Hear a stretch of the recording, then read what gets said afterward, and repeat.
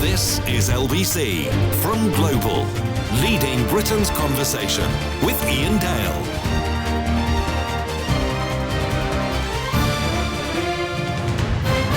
Hello, a very good evening. It's 7:05 on LBC. It's Iain Dale here with you until 10. Now, for the last few months, I think I've been annoying quite a lot of you, maybe more than a lot of you, by saying that I think this target of getting to 2.5% of GDP spending on defence by 2030 is ludicrous, because we will need to be spending 3%, 4% of GDP by then because of the world situation, predominantly caused by Russian aggression. And some people laugh at me when I say that, but I genuinely believe that this is going to be the big issue of the next few years. And the sooner we wake up to that, the better. So I was very interested to see the head of NATO saying something very similar today. He's warned that the alliance is not ready for the threats it will face from Russia in the coming years, and that it's time to shift to a wartime mindset. Now, Mark Rutte, he's the Secretary General of NATO, former Dutch Prime Minister. He said NATO members had spent more than 3% of GDP on defence during the Cold War, and argued future spending would have to be much higher than the alliance's current target of, 2%. He said, and this is a controversial bit, he says Russia is preparing for long-term confrontation with Ukraine and with us. He says we're not ready for what is coming our way in 4 to 5 years. Now, there is a parallel here to be drawn with the 1930s, because if we were having this conversation in 1934, there were a lot of people saying that, well, Britain needs to rearm to face a possible threat from the Nazis, who'd only been in power for a year by that point. And slowly through the 1930s, Britain did start to rearm and up its defence spending, and just as well we did. And we did it only just in time. Now, I don't want to get to a situation by 2030 where we are not in any situation to withstand any form of Russian attack. And I don't necessarily just mean troops invading other countries from Russia. We have to spend a lot more money, I think, on cyber defence, because we know that a lot of the attacks that were coming our way already are from Russia. So a lot of people are going to dismiss this as sabre rattling and scaremongering. I don't think it is. I think it's just pointing out the reality of the situation. Now, I think a percentage target of GDP on defence spending is fairly arbitrary. I'd much rather go for an actual number, where if we're spending £60 billion a year on defence now, I think by 2030 we're going to be spending over £100 billion, probably even more than that, which will fill some people with horror, because you think, well, if you spend all of that on defence, where's that money going to come from? What other budgets are going to be cut for defence? And the logic, I would say, of this is that if you don't have a strong defence, you possibly don't have a country to spend money on welfare, on education, on health. I'm not suggesting it should be those budgets necessarily that should be cut. But somewhere, somehow, we and indeed taxpayers in France, Germany, Holland, Italy, Spain, etc. are going to have to find this extra money for defence budgets, aren't we? That's my question to you. 0345 6060 973. Lieutenant Colonel Stuart Crawford joins me, defence analyst and writer, who's a former British Army officer. Stuart, very good evening. Mark Rutte, I think, has been quite courageous in saying this. It's going to provoke a huge debate, I suspect. What do you make of it? Well, first of all, Iain, may I say that I endorse everything you said. I think you're absolutely right. I think Mark Rutte is also right. And I think that defence spending is the nettle that Keir Starmer and the British government have yet to grasp. Lots of fine words, lots of let's expand the defence industrial base. Let's get to 2.5% at some indeterminate point in the future, and all that sort of stuff. But so Keir Starmer must realise that defence spending has to go up. For two reasons. First of all, because the British Armed Forces are at their weakest at the moment, and they have been for some considerable time. And also, if we don't pull our weight within NATO, then there's every chance that Donald Trump is just going to let Europe get on with it. So this is a decision that has to be taken, and nothing is more important than the defence of the nation and its citizens. And I do understand that there's lots of competing demands on the Treasury, but at some point, Keir Starmer, our Prime Minister, has got to take the decision and say, this is the priority, find the money. Why And do, if they why can't, do the you Treasury... think? Well, I mean, it's easy to say that, isn't it? It's easy for me to say it. It's easy for you to say it. But at some point, the Prime Minister or the Chancellor will have to come up with proposals as to where that money is going to come from, because it can't just come from abolishing farmers' inheritance tax. Absolutely, and lots of other sort of taxing the extremely wealthy, etc., etc. But that's what Starmer has been elected to do, and I think that there is this sort of stranglehold of the Treasury on government at the moment, and at some point he's got to exercise his authority, and it may well mean that income tax has to go up. No government wants to be, as its legacy, be known as the government that put income tax up. But on the other hand, putting income tax up is better than being unable to defend the country.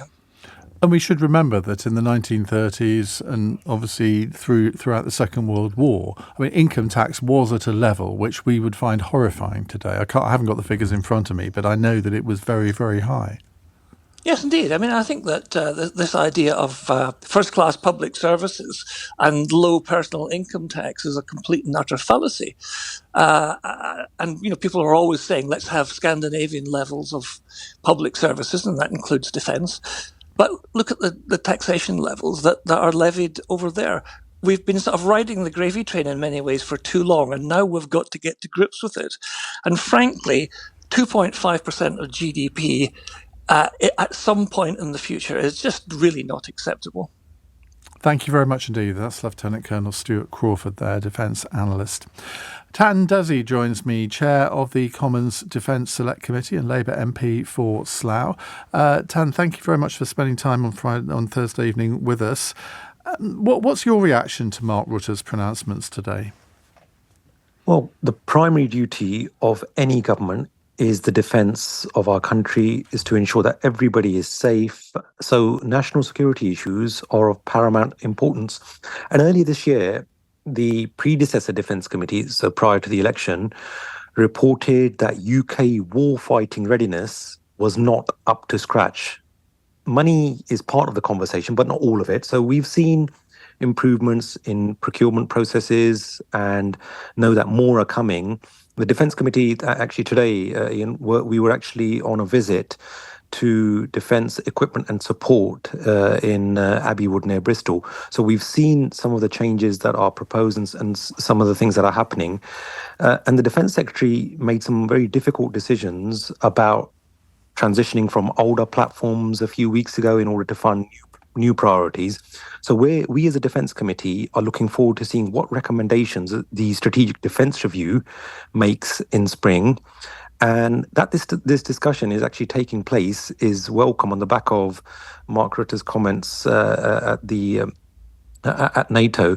So we all know that the world is becoming increasingly dangerous and the need to invest in defence is clear. So and of course, I'm glad. Of course, that defence review is being overseen by Lord George Robertson, who was, of course, a previous Labour Secretary-General of NATO. So it'll be very interesting to see what those conclusions are. Now, if he concludes the same as Mark Rutte has, that's going to put the government in a very difficult position, isn't it? Because at the moment, we're all talking about 2.5% of GDP being spent on defence. But if our defences are in the state that they apparently are, it's going to take a lot more than that, isn't it? Yeah, well, look, Lord Robertson was in front of our Commons Defence Committee earlier this month to discuss about the Strategic Defence Review. So we're just glad that this discussion is taking place because the world is becoming increasingly dangerous. And it's in terms of the UK, it should be part of that dialogue, but it isn't clear at the moment what the government's position is.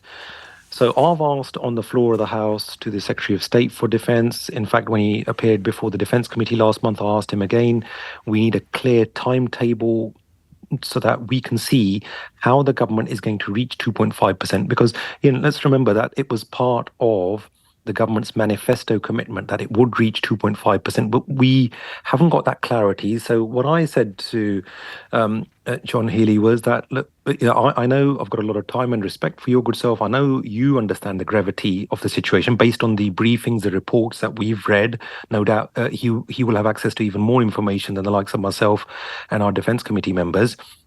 But for clarity for our allies, for our defence community, for the industrial base, you've announced now the defence industrial strategy, but we need clarity. So the Defence Committee will, of course, scrutinise developments in Europe and the UK, but we do need to ensure that the government actually has that clarity. And I think that I just hope that people within Treasury actually are linking up with the Ministry of Defence and working out a clear timetable about how we're going to proceed. Can I just finish with a question on something different, but it does relate to the Defence Secretary. He's been leading a COBRA meeting this evening about the government's response to the downfall of the Assad regime in Syria. And I think he said something quite extraordinary, because we know that Hayat Tahrir al-Sham, HTS, they're currently considered to be a prescribed terror organisation in this country. But he said that won't stop the government talking to them. Now, there's a clear conflict there, isn't there? Well, this is something that I raised earlier this week, Ian, with the Foreign Secretary, again on the floor of the House, when he made his statement and gave us an update on Syria. And I said, look, after the brutal demise of the brutal rule of Assad, peace and security, prosperity, that is on all of our minds. We need stability in Syria. And we also want to make sure that as the government, which apparently is urgently reviewing the prescription or lifting of the prescription on the likes of HTS and other Syrian rebel groups, what I said is, first of all, we need to make sure that the rights of women and minorities are safeguarded. I completely appreciate that the government needs to be engaging in dialogue with the new administration, but at the moment, it's not quite clear who is fully in charge, because you've got different rebel groups, you've got Kurds in the north. Now we've got the extra complication of Israel and Turkey striking within Syria as well. So it is a real complex situation, but I hope that the government actually gets to grips with liaising with people on the ground there, because Syria is incredibly important for peace and stability in the Middle East. I know the government is working very hard to try to secure a ceasefire in Gaza. We've got the temporary ceasefire in Lebanon, thank God. We now need to ensure that we get that peace and stability in Syria as well, because otherwise this regional escalation of the conflict and the death and destruction and the devastation will merely continue, and it will just increase. Tan, thank you very much. That's Tan Desi, who's chair of the Commons Defence Select Committee. Fred in Bristol, I don't know where he's been to school, but he seems to have difficulty counting. He says NATO currently spends 20 times more than Russia on weapons. How much more do you want? Defence spending is a scam aimed at shoveling gold into the mouths of the private sector. A warped view, I would say there, Fred, because Russia is currently spending 40% of its GDP on, well, effectively, partly the war in Ukraine and other defence and, aggressive spending. 40% of their GDP. We spend 2.3%. So how you work out that we spend 20 times more, I do not know. We'll come to your calls in a moment. Do you believe that Mark Rutte is right when he says that the threat from Russia means that we need to be looking at spending upwards of 3% of GDP on defence? Iain Dale on LBC. Text 84850. 7:20. Tom says, I've got it wrong. Russia is spending 45% of their GDP on defence and the war in Ukraine. Robert's in Aylesbury. Hello, Robert. Hello, Ian. Quite an interesting one. I normally wouldn't agree with you on this. I'm slightly centre-left. I do agree with increased spending. I do see the need for it. I absolutely agree with the fact that Russia has gone to a wartime footing. I would do this clever. we haven't got much money to spend. The country's in an awful state. Yet I agree, we need to increase defence spending. So how do we do this? Okay, I would do a three-pronged approach. I would look to increase defence spending by increased job opportunities and jobs. In some of the regional areas where there's already high unemployment, especially with the young people, create the jobs in those areas. You would also create almost, I wouldn't say nationalist pride, but a desire for people to want to go in those industries. Plus, we're always told we're a very technologically advanced country. With the younger people and the younger generations, I'm 47, so maybe people in their 20s, 30s, with IT skills far better than mine, and we're fighting a cyber war that I probably don't understand. If we're going to invest the money, invest it smartly. If we're going to have these technological centres, if we're going to train up our population and we're going to invest the money, then let's do that in the areas where there's high unemployment, but also with probably the demographics with the IT skills. So we're tying in unemployment into an industry that's going to grow. It's going to cost us, but we're hoping to get that back through tax revenues, through new job creation. I think that's the way to do it. I don't know what you guys think. Well, I hereby hire you as an advisor to the Ministry of Defence, because I think you're absolutely on the money there. We don't know if there is going to be some sort of war. It's not going to be the kind of war that the Second World War was. There may well be need for extra infantry. There may well be a need to increase the size of the army. I think there probably is. Because we've seen in Ukraine that a lot of that, the fighting there has been sort of face-to-face combat in quite a few areas. So that probably needs to be done. But you're right on the technological side, because the next world war, if there is going to be one, which I very much hope there won't be, but if there is, a lot of it will be fought essentially in cyberspace.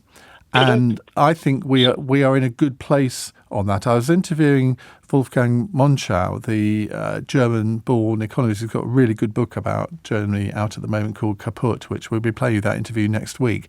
And he was saying that we are just streets ahead of Germany in this country, in this kind of area, and we need to capitalise on that. That the problem that you won't like there is, of course, a lot of the high-tech jobs, they are in areas of very low unemployment. You look at the sort of Oxford to Cambridge corridor, for example, that's where a lot of these businesses are based. So they're not in areas of high unemployment. However, if there's going to be a lot of new manufacturing areas needed, like for increased weapons manufacturing, I think you're absolutely right.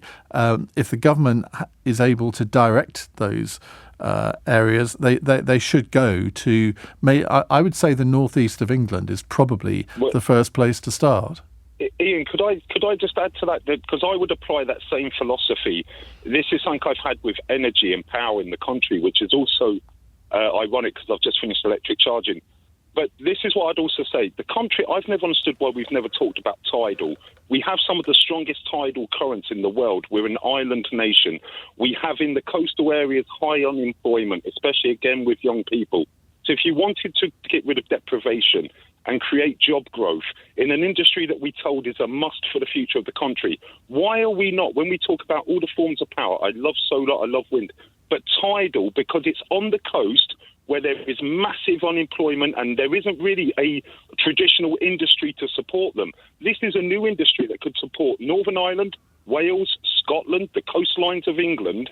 I would tie that in with the economic growth to support. Well, again, I think that sounds incredibly sensible, and I have never understood why tidal power, wave power, call it what you will, has not been used in our renewables basket as much as other forms of renewable power have. There must be a reason for that. I can't sit here and tell you what it is, Robert, because I just don't know the answer. Maybe for some reason, it is too expensive. I don't see why it would be. It ought to be cheaper than wind, given that there is wave power 365 days of the year. We don't have many days when the North Sea or the Irish Sea or whichever sea are not very choppy, do we? So well, it's constant twice a day. Yeah. And if you think of the lunar, at the lunar times, it would be the most powerful force almost in the world.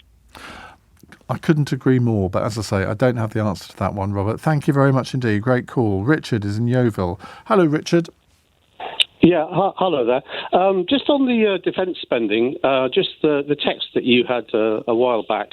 I just want to correct the figures there. The actual multiplier in terms of NATO spending as compared with Russia is 10 times. So NATO actually spends 10 times as much as Russia on defence.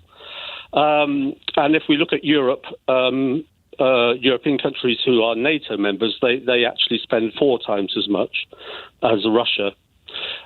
So I guess that's something does that include America? I mean, the first part of what you said, does that include the totality of American defence spending? Because, of course, a lot of that would not be related to NATO. No, that's the total. Well, those are NATO expenditures. They're actually published by NATO as those are individual country expenditures. Okay. Yeah. So you can look it up yourself. I mean, it is a fact. So I mean, the first question is, is that not a sufficient multiplier to deter Russia and, if necessary, confront Russia? And maybe what we need in Europe is better coordination and cooperation between European countries, because as a whole, the armies and the defences of Europe are significantly stronger than Russia's, particularly given that Russia has depleted an enormous amount of its strength in Ukraine. So I'm very sceptical about whether we need to increase defence spending, particularly given the fact we can't really afford it. I think the problem with this country, I think we're the second highest defence spender in Europe behind Germany. Germany's has increased quite significantly recently. I think the problem is with Britain is, we're still trying to be a global power, whereas the reality is, we are a regional power. And how would you describe France or Germany? Well, Germany has increased its expenditure because under pressure, from other NATO members, from the US. But is Germany a regional power or what? Well, yeah, of course, Germany's a regional power. Yeah, I mean, there are possibly three global powers now in the world, and one is America, one is China, and the other is the European Union. And, we have to look at this from a European perspective, and if we could have better coordination and better collaboration within Europe, then we really have no problem in terms of Russia, because Russia is a relatively small, power that just happens to have nuclear weapons. If they didn't have nuclear weapons, they would really be no threat whatsoever. Well, you can't say there would be no threat whatsoever, because, I mean, invading Ukraine rather belies that, and the fact that they could... Yeah, but again, that's a sort of fairly small-scale regional war. I mean, the only power they have is nuclear weapons. That's the only real power that they have, and that's obviously a very frightening prospect, because if Russia did go to war, the only real comparative advantage they would have would be to use those nuclear weapons. Well, let's hope that never happens. I think we can all agree on that. Richard, thank you. Tom says, is Mark Rutte right? Well, let's put it this way. I'd rather go with and assume the worst approach than be swayed by British talking heads, or worse still, people like me contributing to radio phone-ins. Yeah, but we survive on people like you, Tom. Stephen in East Grinstead says, good evening, Mr. Dale. I would like to hear the anti-West views of Nick in Ilford. I need some Putin-esque propaganda this evening. Well, guess what? I've just seen his name pop up on the switchboard. We'll see if we have time for Nick in Ilford. I mean, it might be, because we've got so many calls, I'm not sure we're going to get round to him this evening, but you never know. I'm not promising one thing nor the other. This is LBC with Iain Dale. Call 0345 6060 973. 7:32 on LBC. Keith says this: the Russian people are not my enemies. Well, you're on the money there, Keith. They're not mine either. It's the Russian media, the ones with the biggest mouths. It's the UK media all together, working themselves up. And you, sir, are scary. I can be described as many, many words, but is scary one of them? Really? I don't think so, do you? Anyway, we'll come back to your calls on this in just a moment, because I want to move on to something else for a couple of minutes. The number of beds occupied by patients with flu has increased by 70% in a week, with norovirus, RSV and COVID-19 all forecast to rise. Now, the number of hospital beds in England occupied by... No, that's a repeat of the same paragraph. I don't know why they do that. Now, health leaders said that people eligible for their free flu jab should get vaccinated as soon as possible to avoid festive flu. Well, if you're eligible for a flu jab, why on earth would you not have one? I don't understand people who don't have these jabs when they could do. Well, let's talk to Professor Lawrence Young, who's a virologist at the University of Warwick. Lawrence, thank you for coming on the programme. It seems incredible that there's so many cases this year. What's behind it? I think it's just the perfect storm of these 4 different viruses mixing in the population, and a rather unpredictable pattern of when these different viruses are going to peak. And that's combined with, I have to say, a very poor uptake of both the COVID and flu vaccines this year. What do you put that down to? I think it's complicated. I think partly it's complacency. It's really quite worrying, because if you look at the most sort of the immunosuppressed group, the people most vulnerable, it's only around 44% of them that have either had the COVID or the flu jab. The other problem I think this year is that the flu vaccine program was rolled out a bit later than it was the previous year. That's a government decision through their JCVI committee. I don't know why they made that decision, but basically the rollout started a bit later. And obviously we've got increasing restriction of the number of people. If you think about a year or so ago, you could have a COVID vaccine for free if you were 50 or over. Now it's 65 or over. So I think a number of things working together, including, of course, the bad weather, which always has an influence in respiratory infections. Now, when you say 70% increase in a week, I mean, that sounds horrific. But when you actually look at the figures, they've gone up from 1,099 patients to 1,861. Now, given that there are 100,000 beds or thereabouts throughout the country, given that the country's, 70 million people, that doesn't sound an awful lot of people. It doesn't, but it's just, if you compare it to last year and you think about where we are in the cycle, we usually expect flu to peak in late December, early January. And it's a bit early, and the worry is, where are we on that curve? Are we on the rise, and we're seeing that rise earlier, or are we going to peak in the next couple of weeks? And we just don't know at the moment, but it looks like it's going to continue to rise. And so the worry is, you've got that alongside COVID, are obviously respiratory syncytial virus, and also noroviruses. So the point is, people getting hit by more than one of these things are going to feel really poorly. Their immune systems are going to be weakened, and they're going to be more susceptible to other infections. So it's just a bit early in the winter cycle to be seeing this, and so the panic is on really as to how can we encourage people to get vaccinated as soon as possible, just to protect themselves and the most vulnerable. Well, Christopher on a text here says not everyone has a partner to nag them to oblivion before booking a flu jab appointment. Thankfully, I have, said Christopher. Well, it's not too late, is it? You can still get one. You can, but it's only a week or so the window is closing on getting free jabs. And of course, you can buy a flu jab and a COVID jab if you're in the position where you can afford to buy one. But if you are in a vulnerable group, or you're mixing with people who are elderly or vulnerable, you should really go and get your flu jab. Likewise, youngsters can also get flu vaccines, and that's another issue, because we're seeing a rise in flu cases in the very young, and of course, the flu vaccine is available for youngsters. So if you've got young kids, you should just go and get them vaccinated. A lot of this, Iain, is because of the terrible publicity around vaccines, and it's caused a lot of concern and controversy over whether they work or not. But of course, we know they do. We know they save lives, and they save people getting sick, and they particularly protect the most vulnerable in our society. Professor Lawrence Young, thank you very much for joining us. Right, let's go back to your calls on defence spending and the Russian threat, which Mark Rutte, the NATO General Secretary, has been outlining today. Marita is in Lambeth. Hello, Marita. Hi, Iain. How are you? Good, thank you. What would you like to say? So I was just trying to organise the spending in my head to understand how much it actually is. And I just wanted to point something out, if that's possible. So when we use the GDP as a reference of how much we spend, we don't actually have the full amount of GDP to spend as a country. So the GDP, say for 2022 to 2023, was about 2.5 trillion as a number. but total government spending was only about 1.2 trillion. I found it very confusing to understand what the amount was, because we'll never spend all of the GDP number, because the government receipts will never be that number. And for me anyway, I just thought it was easier just to understand how much we actually have to spend as a country, rather than using GDP as a number. I don't know. Do you get the point? I get the point I'm trying to make? Absolutely do. I don't understand why this GDP proportion ever came into existence, whether it was a NATO thing. I assume it must have been.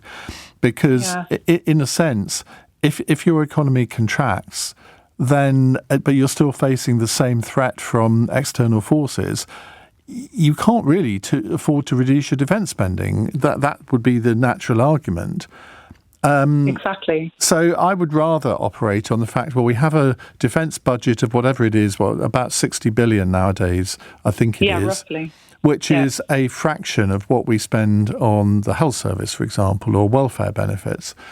Now, I think what I would like to see the government do in their strategic defence review when they publish it is to say, right, this is the current level of defence spending on these different aspects of our defence, and this is where we think we ought to be spending the money in the future, and give us it in billions, not as a percentage of GDP.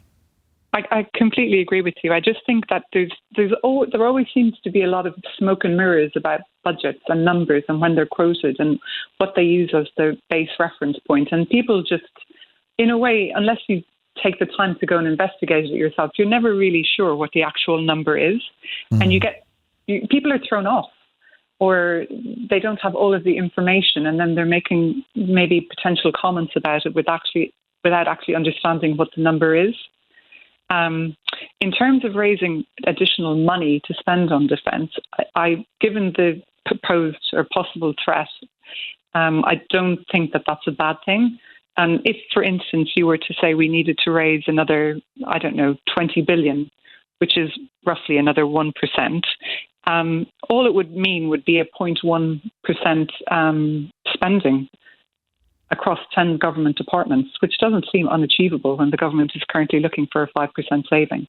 But I think there needs to be a normalisation of how data and actual cash money is presented to people, to get people more involved and to understand the actual mechanics of what's actually going on in government, unless it's actually presented to us in this way, so we don't know what's going on.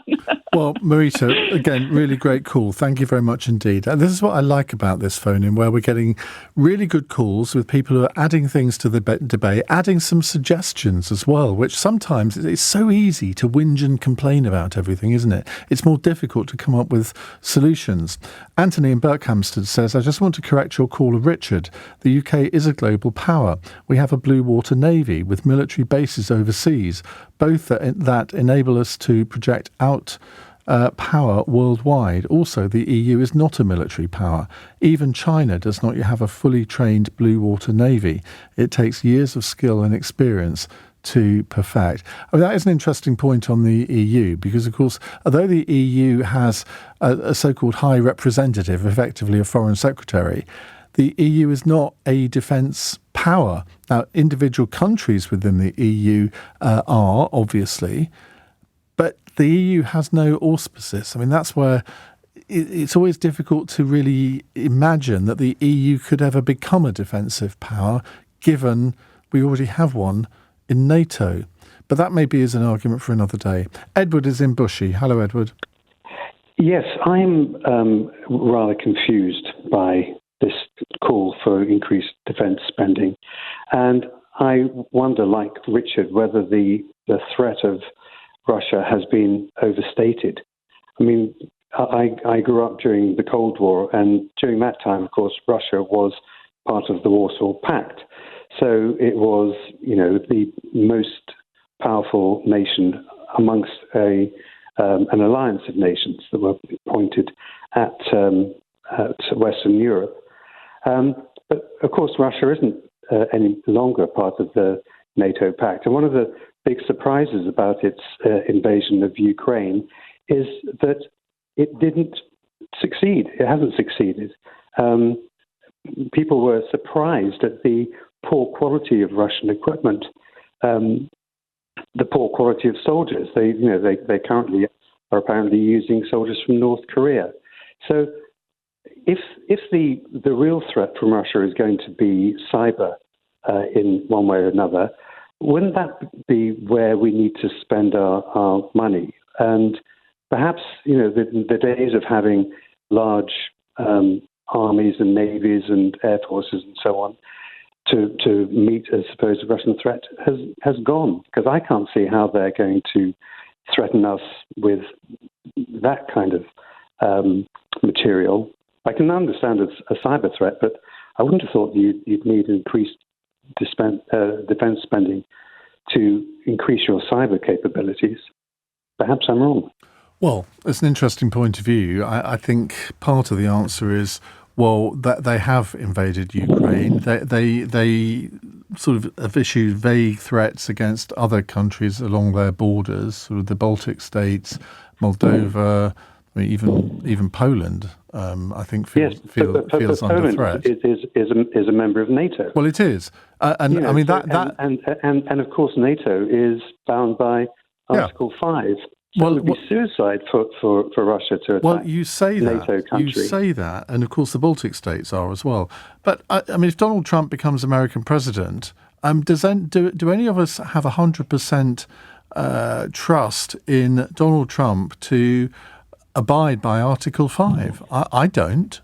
Do you? But even European NATO countries coming to each other's aid would be strong enough to beat a conventional Russian threat.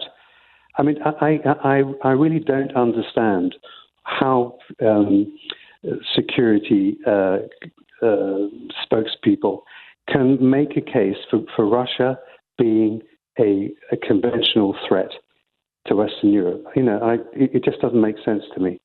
Well, I don't really agree with you on that. I think it is a clear and present threat. Whether it could prevail or not is a different question.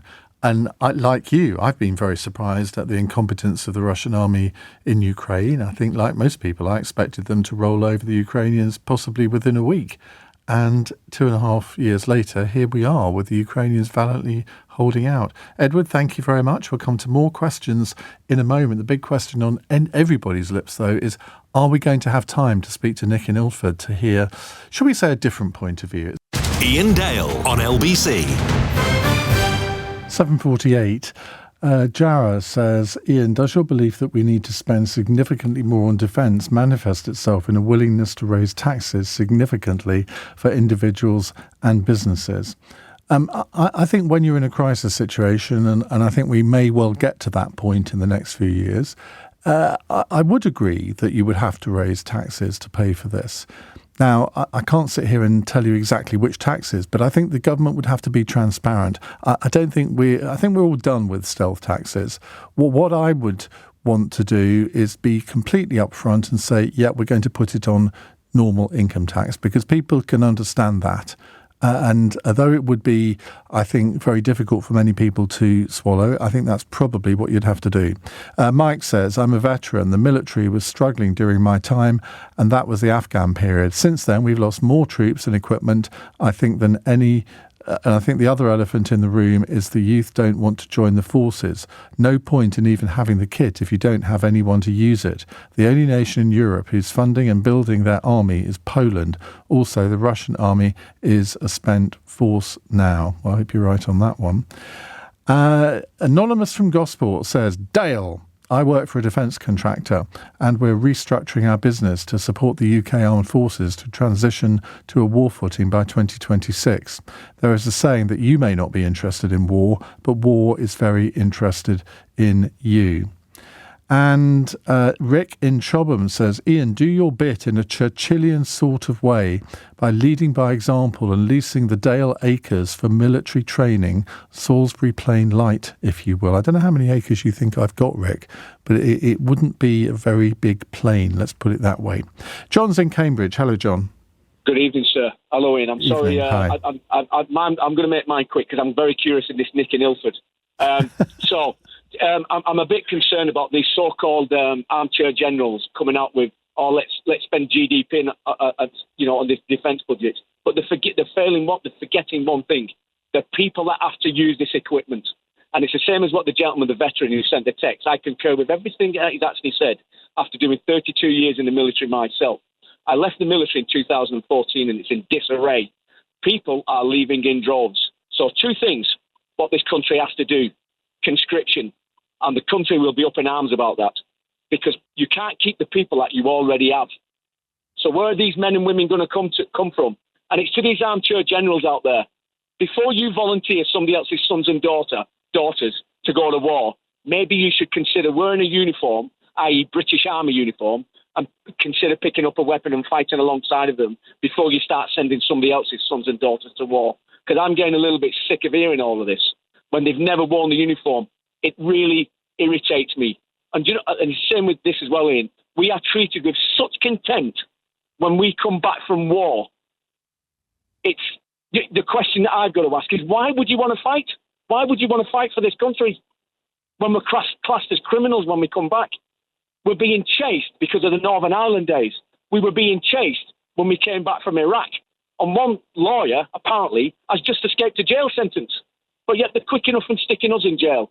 So my question, my statement is this: to the young men and women out there, you think long and hard before you wear that uniform, because your country will come after you. Well, that's a very... I'm sorry, Iain. I apologise to you personally. I respect you immensely. But these so-called generals out there think long and hard before you commit. Yeah, but you see, I get accused of that because I have always been very trenchant on defence. In the 1980s, I used to go and do debates for Peace Through NATO with CND, and I genuinely believe that there is a threat to this nation now.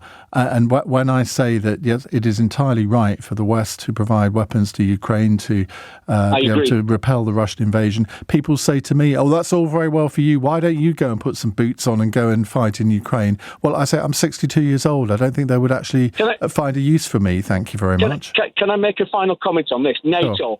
I remember in Granby, I'm sure you're an intelligent man, you remember BFPO 2000, Operation Granby. I was on Operation Haven. We call it Safe Haven in the Royal Marines. We were bringing the Kurds down from the mountains because of what Saddam Hussein was doing. But I remember NATO, and I remember Germany, their contribution was 2 NBC vehicles. I remember the French putting the French Foreign Legion in the ports and never left the ports. The coalition consisted of 125,000 men, Americans, Brits, and obviously a lot of Arabic nations. But I didn't see NATO. So I served in Afghanistan on the Operatics, and NATO over there was a little bit defunct. So anybody out there that wants to challenge me to that, then I throw down the gauntlet and tell me of your own personal experiences and not what you've read in a newspaper, because I'm not interested. I'll finish on this. When we was in Afghanistan as Brits, talking about GDP and defence, we was known as the borrowers. One of the most professional military forces in the world. And we were considered as the borrowers because the mandarins in Whitehall wouldn't cough up the money. So we had to buy our own kit. And we have a term for that, and it's called Gucci kit. So I'm hoping there'll be military personnel that will ring in. Anyway, I'm going to end on this. I'm curious what this Nick's going to say. All right. Well, we'll see if we can make room for him. John, thank you very much indeed. But before we do, let's go to Margaret in Durham. Hello, Margaret. Hello, Iain. Hello. I am very depressed about what I'm hearing. I'm hearing a sort of huge amount of saber rattling. People are being nasty and horrible, and they hate everybody, and they want to go to war. It seems to me... Nobody that's phoned in today wants to go to war. I certainly have not said that. I don't believe that, and I don't believe anybody in their right mind would want to go to war. The point is trying to make sure that war doesn't happen. Exactly, and nourish the peace that we live in. But the bottom line is, they're screaming about the threats that are coming. They don't trust anybody. They hate everybody. The threats are there. Can we not just enjoy the peace we live in it, nourish it, and let it come to full bloom? It's awful. I am sick and tired of people the last few days on the radio saying, we must be ready for this attack. We must be ready for them. I have no enemies in Russia. I might not like their leader, but I have no enemies in Russia. I have no enemies anyway. but we're being indoctrinated to think that Russia is our enemy, that China is our enemy. What for? Well, I'm going to leave what you said there standing, because you make a case. I don't agree with it. I think it's a very complacent point of view. I think just to sort of say, well, let's all live our happy lives at the moment and not look to the future. You have to beware of future threats. That's all I'm saying, Margaret. Nick in Ilford joins us. Nick, you've got lots of fans on my text screen here. They've been waiting with bated breath to hear your pearls of wisdom. I would just like to say I don't only ring in about Ukraine and Russia. I tried to ring in earlier about the housing issue, but I didn't get on. So I'm just saying It's not just that. I want to actually agree with two of your recent callers, not the last one. The army guy that was just on is completely right. There is an issue with kitting the British Army, but the biggest issue is the same issue as they have in America. They can't get the people to join, and they won't join. And it's no wonder when you've got certain individuals and groups in this country telling everyone how crappy this country is. So why would anyone want to fight for it?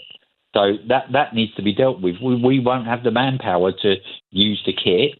And your previous caller to that guy, I would agree with him. Russia are a threat, but they're not a military threat. They're an economic threat. And you're right. Well, they're not an economic threat, are they? Because, their economy is the size of Italy. So, given the population. You're right about that, Ian. But when I say economic threat, I'm talking about as part of BRICS, so as going along with China and the other countries. And there's more and more countries joining BRICS. You had Saudi Arabia pull out of using the American dollar with petroleum. So there's a bit which Trump has threatened that anyone who stops using the dollar as a backup currency, he's going to give them even bigger tariffs. So this is going to be an economic war. Now, my original point that I rung in about is our governments are lying to us. And let me explain to you why. We've been told for the last 2 years that Russia are useless. They can't even beat Ukraine. They're using parts from washing machines to fight the war. They're using shovels to dig the trenches. And now we're expected to believe that they're going to be some kind of massive threat towards us. The Ukrainians have fought a brave war with the weapons that we've supplied. Unfortunately, it is a war they were never going to win. But Russia isn't stupid. Russia will not take on NATO. NATO would kick their backsides. Well, if it came to it, I hope you're right. But I'm not sure that we can count on that with the state of the armed forces, not just in this country, but in other countries as well. You could say that, but you've got Eastern Europeans, particularly Poland, ramping up militarily. America, people are worried about Trump. Trump is an isolationist, I agree. But he also needs Europe. He needs to be able to sell energy to Europe. And if Europe doesn't exist anymore because Russia's done something in Europe, it's a big deal to America. So America's always going to be there. America's spending is bigger than the next 20 or 30 countries underneath of them. So as part of NATO, which I don't believe Trump would pull out of, he's good at threatening. He's good at saying, you put some money in or I'm not going to defend you. He doesn't mean it. He's getting people rattled. And it worked last time. Well, it did work last time. You're right. Yeah, absolutely. Nick, right. I'm feeling bad because I'm agreeing with you. Say something that I can disagree with, for goodness sake. I don't know. The problem is I fall into what a lot of people would call a Putin apologist, and I'm really not. I'm an apologist for the West because I want us to live up to the standards that we expect from other people, and too often these days we don't. And I believe that's also what's happening in Syria right now. The fact that we're going to be happy to talk to terrorists is ridiculous.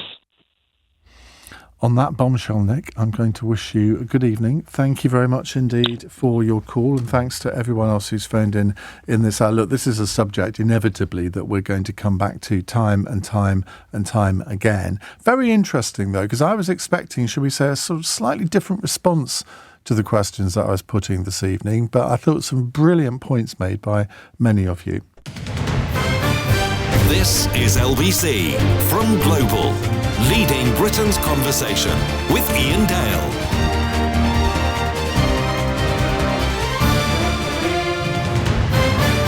Hello, a very good evening. It's 8:03 on LBC. Welcome to the show if you've just joined us. Now, as you know, on a Thursday night at 8, we like to speak to one person, generally, about either a book that they've written or something that's going on in the world today. Well, we've got both of those covered in this hour, and you can watch us on Global Play if you'd like to watch as well as listen. We're going to be talking about this book. I'm holding it up to the camera now if you're watching on Global Player. It's called Plotters, the UK Terrorists Who Failed. It's by Lizzie Dearden, and she joins me in the studio. Lizzie, welcome. It's a fascinating subject. And when I first saw the book, I thought, how do you research a book like this? Because you must have some contacts in very secretive places to get a lot of the information that you've got. So just tell me about the genesis of the book. Why did you decide to write it? How did you come up with the idea? Well, thanks for having me on, Iain. I wish I could give you an extremely cool story, but the slightly mundane fact is that as a journalist working at the time for The Independent and focusing on terrorism in the UK, since 2017, I've covered not only the attacks that actually happened, the ones that I'm sure all the listeners will remember, but also the ones that were stopped. And we're lucky in that there is a certain amount that can be made publicly available in terms of knowledge as to what's happened, what people wanted to do, how they were thwarted. And that happens when they effectively reach court. So since 2017, more than 40 terror attacks have been foiled by the security services. Not all of those have resulted in a criminal prosecution that we could report, but a lot of them have. And it's through following all of those cases that I put this together and was inspired to really look at what these people were trying to do, why they were trying to do it, and who they are as kind of characters and people.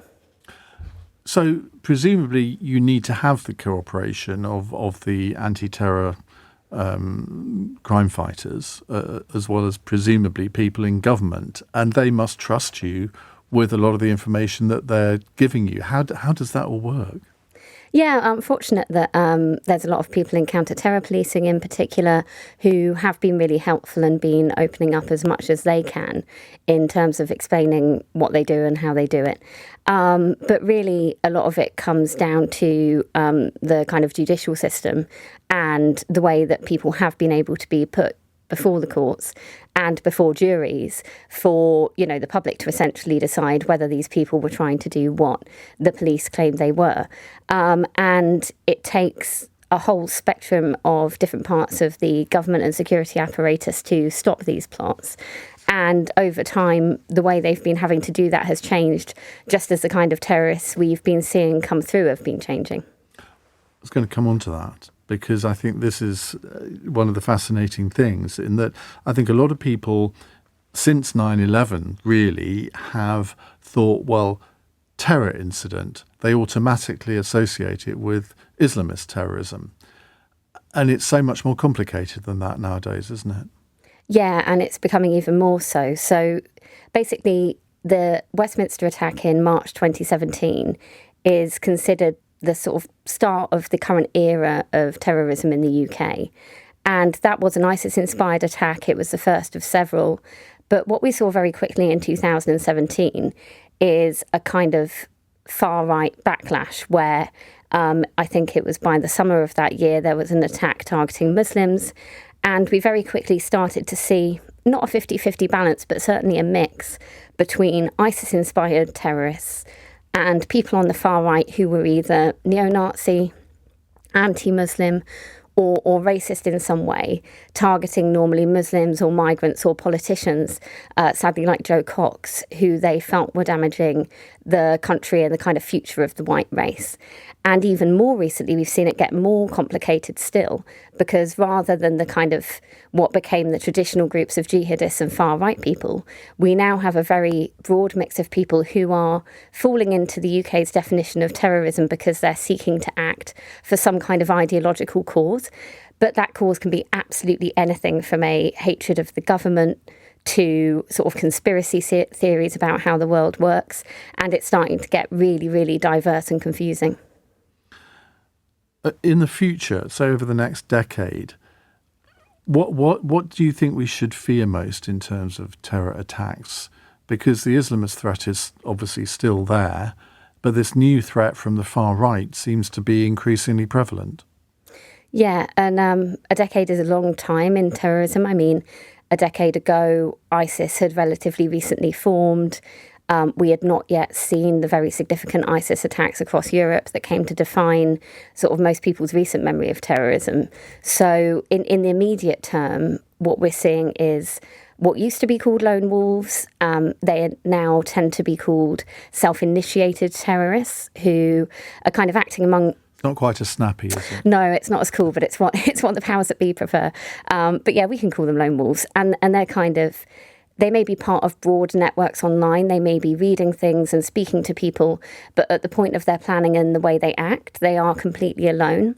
And that makes them very hard to detect and very hard to predict and much harder to stop than, say, 10, 15, 20 years ago when it was groups of people meeting in person with a hierarchy where there were more opportunities for the security services to get in there in some way with human intelligence, spying or surveillance.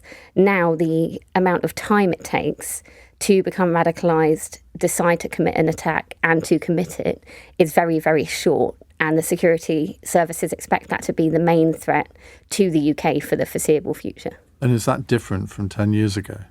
Yeah, it's completely different. So 10 years ago, it was mainly cell-based plots. Well, 7/7 was longer than 10 years ago, obviously, but that kind of trend of people who were affiliated to a terrorist group, trained by a terrorist group, networked together and quite ideologically focused, that was what used to happen. And that stopped happening basically after the formation of ISIS because it issued a general instruction to its followers all around the world saying, if you can't come here to Iraq or Syria, it's a burden upon you to launch an attack on anyone in any of the countries who opposes us, wherever you are, doing whatever you can. And you don't need permission and you don't need to be a member, just do it. And that will be your kind of act in our favour.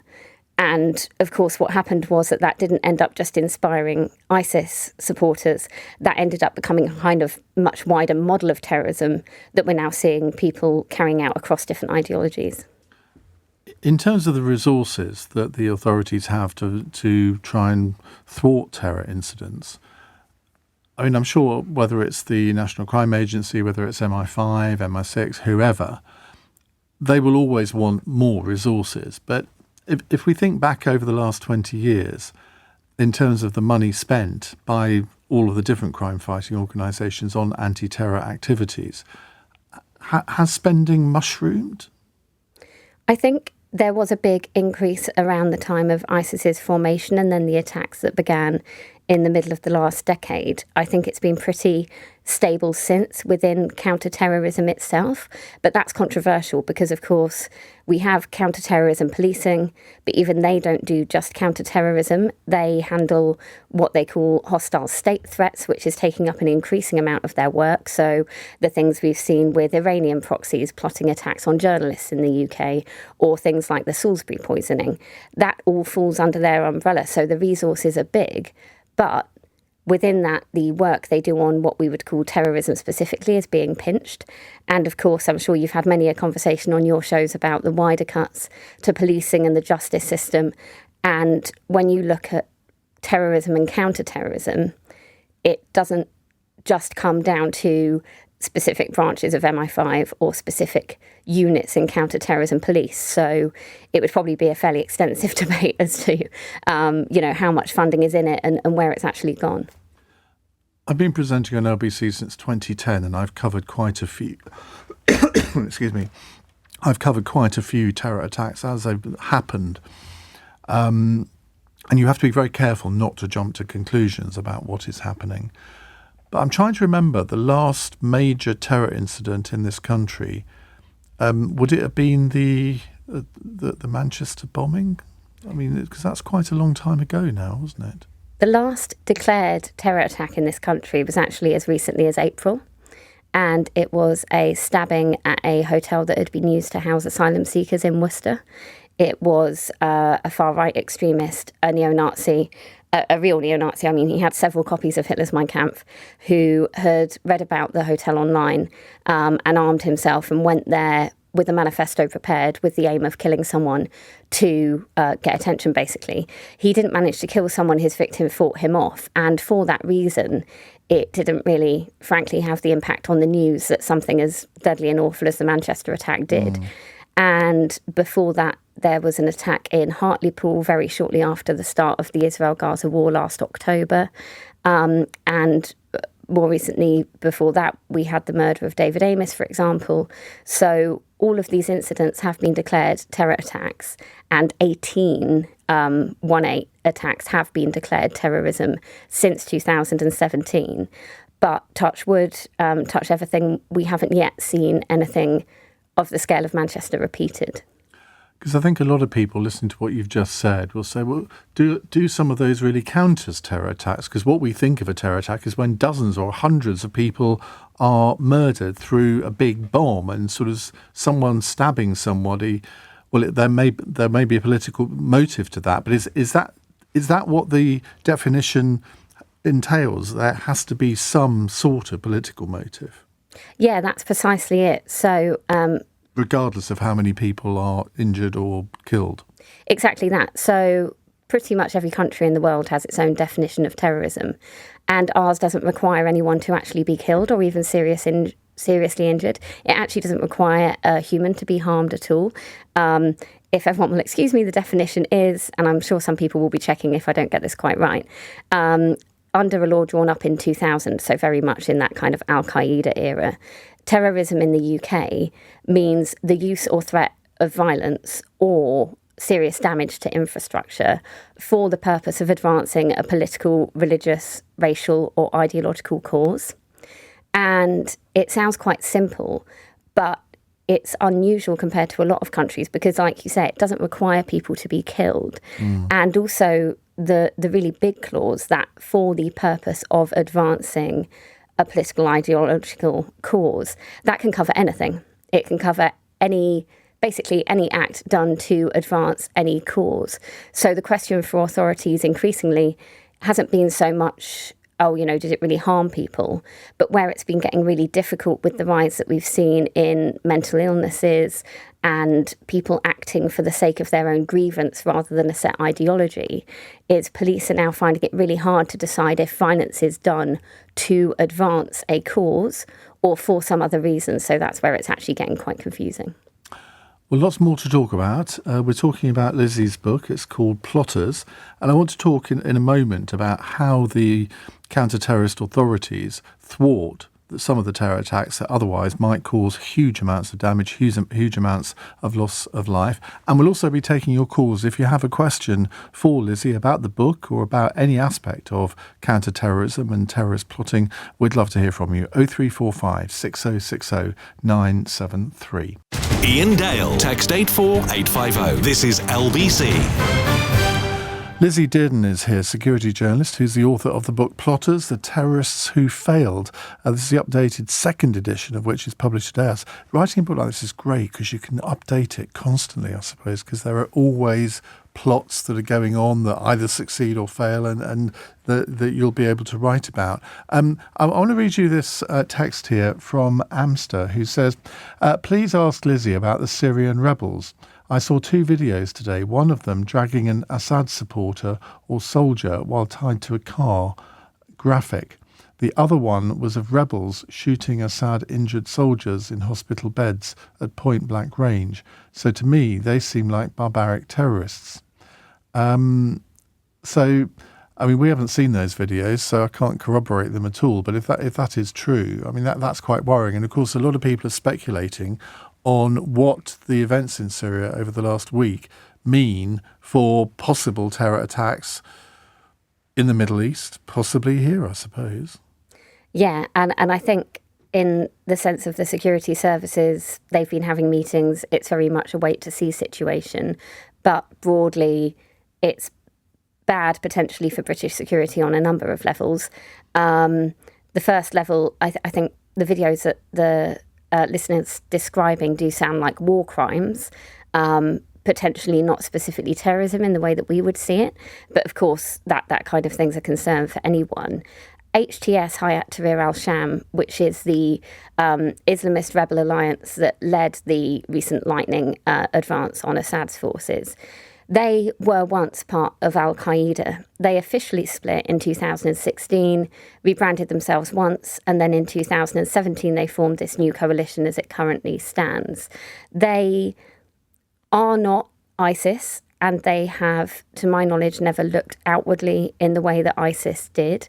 They have been very focused on Syria, and actually, if anyone wants to, have some fun and read up on it, the guy who's leading them, Abu Muhammad al-Jilani, had a spectacular falling out with the guy who founded ISIS, Abu Bakr al-Baghdadi, and the clash between those two personalities is actually partly what caused ISIS to form. So they are related in a sense, but they are now on, say, different branches of the family tree. And at the moment, we're waiting to see whether the noises that HTS is making about forming kind of broad support, some kind of democratic government, state building where there are room for different minorities, different beliefs in Syria. It remains to be seen whether those noises are actually going to be followed through. Obviously, I and everyone else probably hopes that they will. But Syria is still a multifaceted civil war, and one of the biggest threats to the UK itself is the fact that the northeastern part of Syria, that's sometimes called Rojava, is controlled by a Kurdish-led coalition, an autonomous government that formed after the UK and the US and other countries backed Kurdish forces to drive ISIS out of the territory it held and called its caliphate. They've been in control of that area since 2019. And within that area, there are a number of prisons and camps that are holding international ISIS fighters. And they have been begging the UK and other countries to take people out of those camps for years, particularly women and children, women, of course, like Shamima Begum. But they do have around 12,000 male ISIS fighters who were captured during the collapse of its territories as well. The UK's policy has been to not take anyone, and there's no immediate sign of that changing. And other countries have taken sometimes women, sometimes children, but broadly the men have been left. So what we have is a pool of more than 10,000 former ISIS fighters, and sadly, potentially boys who were children at the point their families were captured and are now adults, who are in those camps and who ISIS has been seeking to free for a very long time. The Kurdish authorities, who I spoke to yesterday, are very, very concerned that ISIS will try to capitalise on the kind of breakdown in order being seen in different parts of the country and the vacuum that Assad's fall has left, to regroup in the desert, to attack the prisons. And that's being made worse and even more complicated by the fact that there is a separate group of Turkish-backed rebels attacking the Kurds. So there are so many different consequences, and really we're all just waiting to see which way it goes. And how could this affect us? Number one is all of the British ISIS fighters escape. Potentially they would try to come back to this country. Some of them are subject to things like citizen deprivation and legal orders called temporary exclusion orders that would seek to stop them coming back into the country, but that doesn't mean that they work necessarily. People can be smuggled, people can use fake identities. And so that has been the one thing that the government and security services in this country have been trying to stop happening since day dot. They do not want them back here, certainly not in an uncontrolled way. We've never had an attack by a returned ISIS fighter in this country, but some of the deadliest attacks elsewhere have been carried out by precisely that kind of person. The November 2015 Paris attacks and the March 2016 Brussels attacks were carried out by people who had fought in Syria and had training. So that's obviously something we don't want to see. Well, I wasn't going to come to calls quite yet because I've got lots of other things I want to talk to you about. But we have a call on the situation in Syria from John in West Hampstead. John, go ahead. Yeah, look, I think this is just really what's going on in Syria is a product of, what they say, you reap what you sow. We were supposed to really help the Syria at one point, and then we said, if they use chemical weapons, that's a red line, and he did, and then the Russian steps in, and we lost control of the situation there, and it's going to turn now into a terrorist superstate. There's no doubt about it. Look at all these crazy groups there, and I don't know who's on your panel there, if they are there, but the one thing they don't understand is the Arab mindset and mentality, which is, it's quite, on the street there, it's very limited, highly uneducated, and the problem is we don't understand them, and that's the reality, so however much you try to logic your way through it. So you say we don't understand them and you just call them uneducated. I mean, how patronising can you get? Well, it's true, to be blunt. Well, prove it. I can prove it just by looking at how they treat, how one human there treats another human there. But it's not normal. You've just castigated a whole group of people that clearly you know nothing about. Trust me, I do. I'm half Arab myself, and I can assure you that there is a deep lack of education going on within the Arab world, and they do that on purpose to ensure that when the tyrants come along, they can control the population. That's how they've controlled them, by keeping them uneducated all these years. Well, you could say that about a dictatorship the world over. It's not restricted to the Middle East. Well, dictatorships the world over. There aren't dictatorships the world over. Well, there are. In your book, you might. I've just edited a book of dictatorships the world over, and they exist on every continent. Well, apart from Australia, Australasia, but they exist all over the world. In Africa, in Europe, in South America, in Asia. So, yeah. Okay, if you say so. Whatever you say is true. Okay. Well, but the reality is, people, if they were educated, they wouldn't behave in the way they're behaving.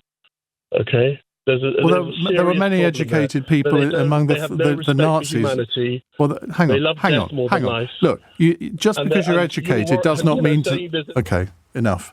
Just because you're educated doesn't mean to say that you can't become a dictator or that you don't support dictatorships. Look at the Nazis. There were some very educated people who were leading Nazis. So it's a ridiculous point to make, John. Or Lizzie? Any sympathy with what he said? Yeah, I mean, certainly not calling the Syrians uneducated, although on a factual basis, obviously, after 13 years of war, there have been many humanitarian reports by the UN and other people on the dire state of the way children and young people have been treated in that country for many years, obviously. But I think state building is very difficult after this kind of government is toppled. We've seen it in Libya after the fall of Gaddafi. We saw it in Iraq after the fall of Saddam. And it's a very tight balancing act that many countries around the world have never got right, where Western nations like the US and UK will obviously want to support what they would see as a democratic government. But the perception of that support can be very negative, and Russia and Iran in particular will obviously try to utilise any Western support as to kind of paint whatever government comes in as a puppet state. And when that happens, we tend to end up historically back in civil war. So I think that the natural fear of everyone is that I don't know anyone who really fears it becoming a terrorist state so much as just going back straight into some form of civil war. Mm. How did you get into all of this in the first place? Pure accident. Yeah, I mean, it's like when you're a kid, people are like, oh, I want to be like a fireman, I want to be a nurse. No one really sits there because, I'd love to report on terrorism. And I didn't either. I wanted to be a journalist for a long time, but I started out in about 2011. I started out working on local papers in East London, where actually extremism and crime were big things. I worked in the Ilford Recorder for some time, and Anjem Chowdhury, the leader of Al Muhajiroon, was a local resident. And I interviewed him a couple of times, and in the end I decided that I shouldn't be giving him the oxygen of publicity, because he was one of those people that somehow had been media trained, or whether maybe it was just a natural ability, I don't know. But you thought he's somebody who is so eloquent and so clever that he will get the better of most interviewers. Now, I think I held my own against him, but I did decide in the end that he shouldn't be appearing on the radio. Yeah, he did, and he was a very slippery fish. I mean, it took until a couple of years ago for him to be out for anything, and now he's in prison for life, so that's nice. But the British National Party was also very present, so although it wasn't a specific responsibility at the time, from the earliest days of kind of working as a journalist, those debates about extremism and people's beliefs and security were kind of there. And then I was fortunate enough to get a job at The Independent, and I arrived there in 2014, about 3 weeks after ISIS declared its caliphate. And so, although it wasn't really the aim, I ended up just following ISIS very closely. It was, for all the wrong reasons, the biggest story in the world. And because I was kind of youngish and internet savvy-ish, at the time, it was a real Wild West, and I managed to embed myself within ISIS's online spaces and doing what I could to get a real understanding of what they thought. And as their attacks spread to Europe, I just kept on following it, and my focus was really initially on ISIS. But since that threat to the UK's developed, I've just followed it where it's led, and now we're in this much broader place. And writing about this, both in the media and in this book, do you have concerns about your own personal safety? Yeah. Although weirdly, quite a lot of terrorists do like the publicity. I admit I have been in one trial of a guy who's featured in this book. He's called Mahisanath Chowdhury. He attempted a terror attack twice, actually, which makes him kind of unusual. But during the trial, I became aware that he was actually reading my articles about him and showing them to people who he thought were fellow ISIS supporters, but were in fact undercover officers. And I felt very conflicted about it because he obviously enjoyed reading his own coverage. And so it's quite a strange phenomena because all the wrong people become aware of you if you're a journalist writing on this kind of subject. But some of them, and actually a lot of them, actually love the publicity. So it doesn't necessarily mean you're at threat. On the other hand, there are people who read your coverage and take a very personal dislike to you. And that's when it becomes a bit more dangerous. Okay.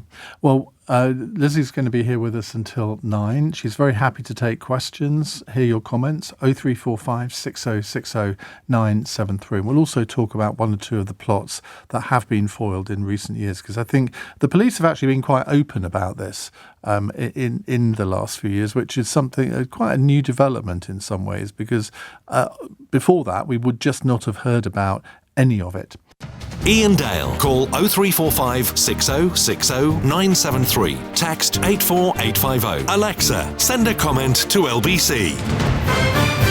8:35, we're talking about the book Plotters, the UK Terrorists Who Failed. It's by Lizzie Durden. Before we go to your calls, and if you'd like to talk to Lizzie, the number's 0345 6060 973. I want to ask you about a couple of the plots in your book that you describe that did fail, and how the security services or the counter-terrorism police, how they foiled this. There's an interesting one, very recent one in Leeds. Yeah, exactly. So the book, if anyone reads it, and of course I'd recommend that you did, it's split into kind of different categories where basically some plots are foiled early, often with the intervention of the security services, often in quite an organised way where they're kind of watching and waiting for the perfect time to swoop, get the evidence they need, get the most serious charge, get someone banged up for a long time. But we also have what I've termed near misses, where attacks that people didn't have any idea was coming, got very, very close and were stopped by near pure chance. And the most recent example of that is in January last year, where a student nurse almost bombed St James's University Hospital in Leeds. And he had developed... Jimmy's. Yeah. Remember the TV series? Yeah. And he had developed a grievance against the hospital, which had all sorts to do with his kind of working life and his relationships. But at the same time, he had been slipping, especially during the COVID pandemic, into a jihadist mindset. Weirdly, not actually ISIS. He was going slightly older school with Al-Qaeda, but in his head, which is very typical now, he kind of married up his personal grievance against the hospital and his colleagues in his life and his jihadist mindset, and decided to bomb the hospital. And he had a very convoluted plan where he was going to send in a hoax, cause an evacuation, and then detonate his pressure cooker bomb, which was viable and very large, among the crowds where he knew they would evacuate, because, of course, as a member of staff, he had access to the plans. And it was going to happen. He was right there. He was outside the hospital. He sent in the hoax. And then a series of things went wrong for him that ended up with him being arrested perfectly peacefully and ending up in court. And the first thing that went wrong was the colleague that he texted the hoax to trigger the evacuation just didn't check her phone. Didn't see the text, didn't trigger the evacuation. So he's there waiting outside the hospital thinking, here I go, and then nothing happens. And she read the text hours later, but they only evacuated one small part of the hospital in the assumption as it was that it was a hoax, and they didn't trigger the mass evacuation outside, at which point he started thinking, well, I've got to do something else. So he decided to plant the bomb in a cafe inside the hospital. But then its complete coincidence took another turn. A patient who was actually being treated for a lung infection had snuck out to the pub, and he was then sneaking back into the hospital when he saw this guy, Mohammed Farouk, outside. He thought he looked distressed, didn't know why, out of the goodness of his own heart, went up and started a conversation. And over the course of the time they were speaking, Mohammed Farouk just admitted everything, I think. I remember there was a surreal bit in court where they said to this patient, oh, what did you say to him? And he was like, oh, I said, what have you got in your bag, mate? And Mohammed Farouk said, oh, it's just a bomb. And it was a bomb. And he also had a knife, and he had a very realistic looking imitation firearm.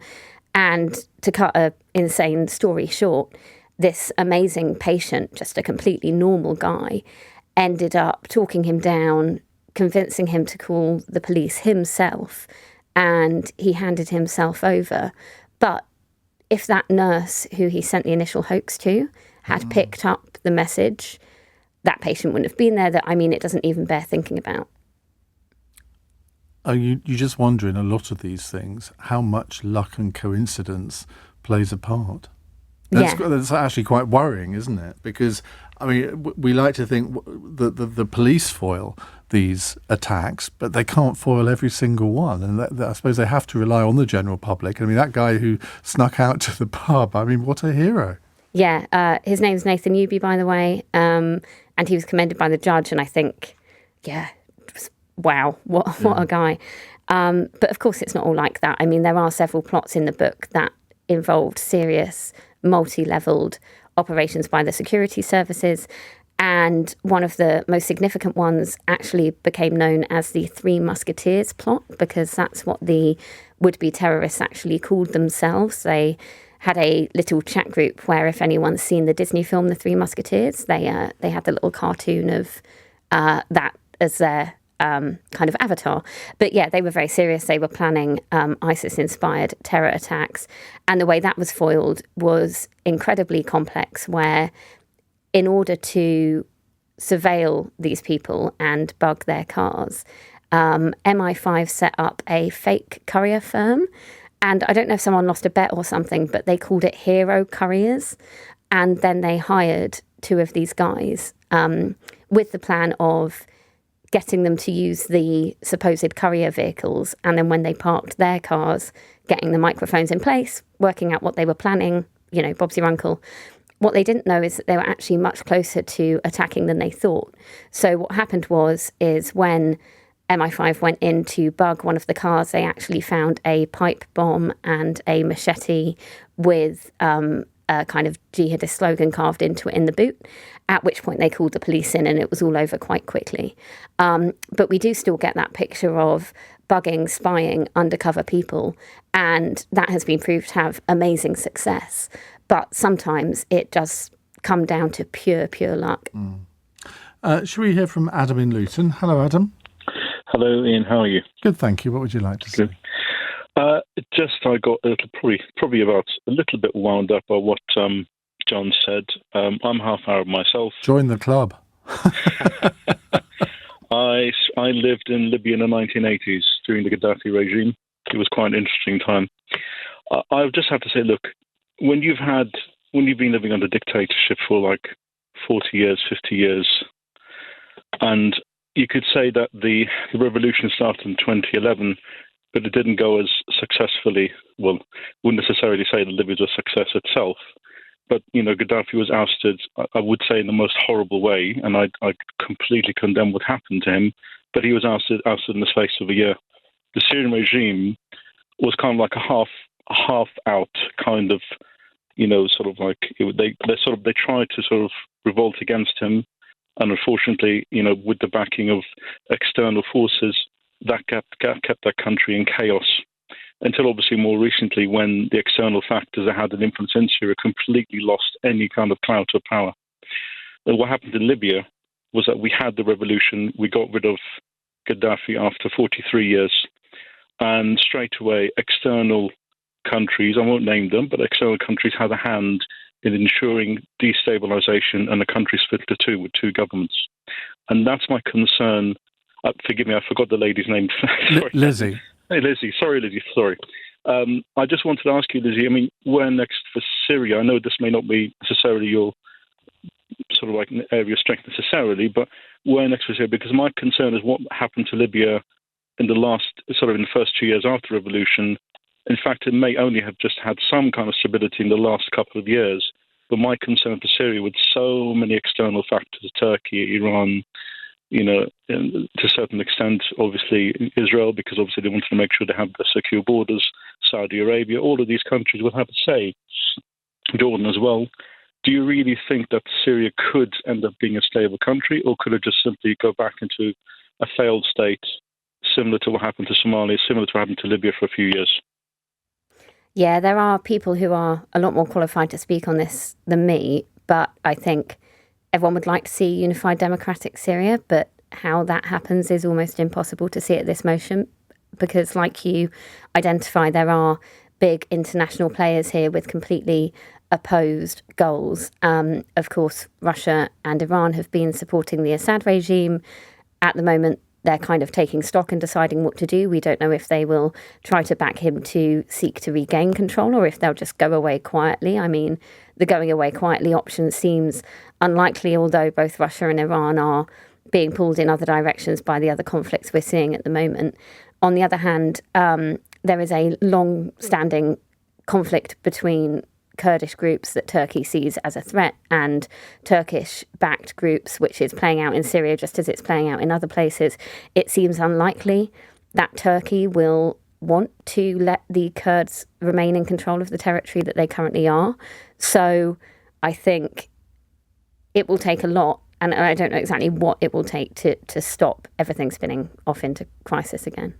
Adam, thank you very much indeed for your call. We'll take more of your calls in a moment to Lizzie Durden, author of Plotters, the UK terrorists who failed. Leading Britain's conversation. Iain Dale. Alexa, send a comment to LBC. It's 8:48. Lizzie Durden is here, security journalist. Her book is called Plotters, the UK terrorists who failed. A text question here from Peter. Has Lizzie thought about how terror might change as technology changes? I'm thinking of cyber attacks, etc. Are they the future of terrorism, if you will? Oh, yes, I have. Thank God for that, because I haven't. And what's really interesting is, I wouldn't call it a panic, but there was a lot of thinking in the security services about 5 years ago when we started seeing those really big ransomware attacks. If people remember things like WannaCry that almost took down the NHS, almost by accident, because it wasn't particularly targeted, but what it does is lock people out of their computers unless they pay a certain amount in cryptocurrency to unlock them. And as I said earlier in the show, terrorism in this country can mean interference with infrastructure. So people started thinking, Jesus, could we see potentially a mass casualty attack, which is done through a cyber assault on certain critical national infrastructure? And the answer is hypothetically yes. But so far, and I suppose this is at least in part a good thing, terrorists don't seem that interested in it. The people who tend to be interested in that kind of thing are hacking collectives who tend to work for money for the highest bidder.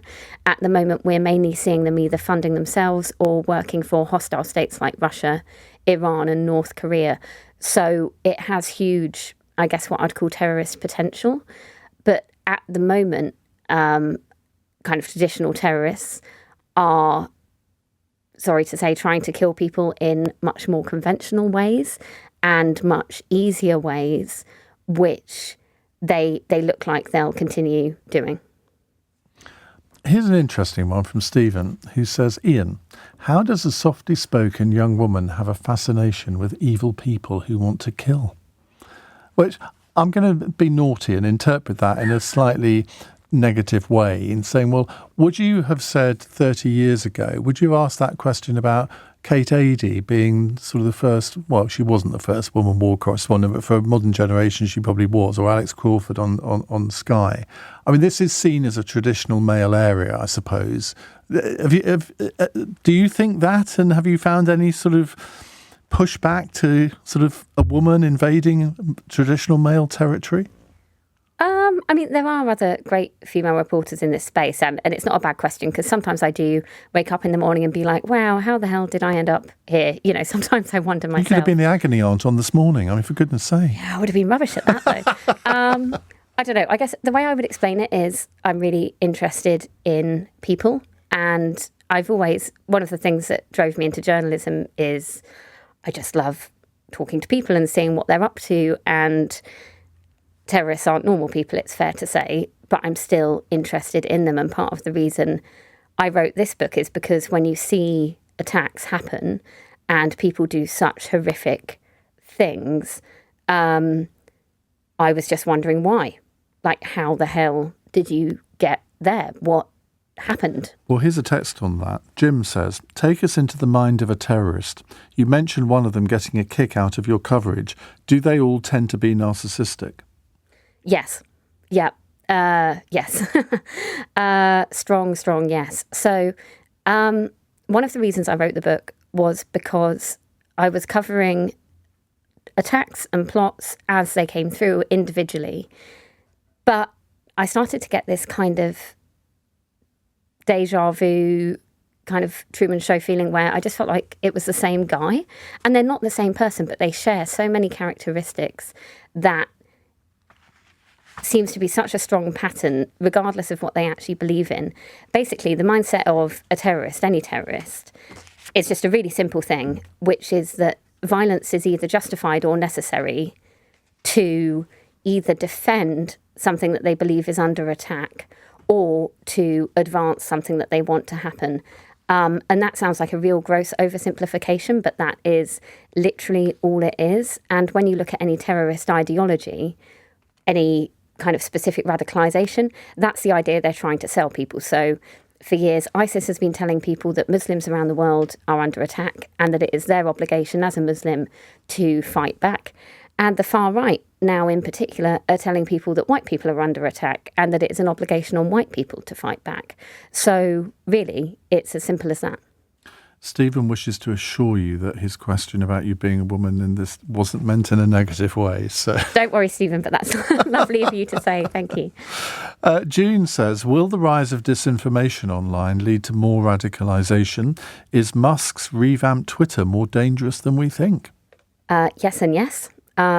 It's already happening. The response to Southport hasn't officially been classified as terrorism, but there were incidents that actually met the definition. For instance, the Holiday Inn that was set on fire that was housing asylum seekers wasn't, but could conceivably be argued as a use or threat of violence for advancing a political or ideological cause. And a decision was obviously made not to do that. But we got very, very close to some serious violence, which was sparked by, obviously, the awful attack in Southport, but primarily a kind of storm of misinformation around that, which sparked people into action. And we're kind of in this space where, because terrorism has become so decentralised, and where I said all terrorists are people who believe violence is necessary, the way that they come to believe that is necessary doesn't have to come from terrorist propaganda. It doesn't have to come from anything illegal. It can come from the normal internet, normal social media, Twitter, or whatever they consume.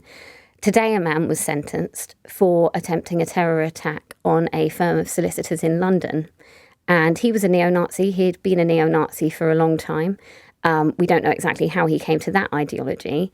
But he decided to target that solicitor's and to take a knife there and potentially kill someone in a matter of days, purely because he read an article in a mainstream newspaper and had been consuming material on small boats and migrants for some time. So the concern is that it's not just terrorist material that can inspire people into terrorism anymore. Taz says, if it's white, it's violence. If it's brown, it's terrorism. You can't say that on air, can you, big lad? Not that big. Well, I just did say it on air, but I think that is something that a lot of people, particularly from ethnic minorities, believe, that if it's somebody who's white conducting an attack, it's described as violence rather than a terror attack, and that they would say that we in the news media are to blame for that. I can see why people would think that, but actually the statistics don't bear it out. We're kind of quite unusual in that we have this ideologically agnostic definition of terrorism that the police use, and I'm referring to my own index here. But the last declared terror attack in April was by a white person. In October 2023, he was Asian. In March 2023, white. October 2022, white. November 2021, Asian. October 2021, Asian. 2020, white. But basically, looking back at the terror attacks, there is a mix, and the police have been doing a very thorough job of trying to enforce the definition of terrorism as they see it. That's becoming more difficult, but in recent years we haven't been seeing really a racial divide as much as very finely based judgments on what is something driven by mental health and what is something being driven by ideology. Phil says, how much of this is out there right now as you talk on the radio, without scaring anyone, obviously, but how many people do you think are being looked into? I'm going to scare people on the radio.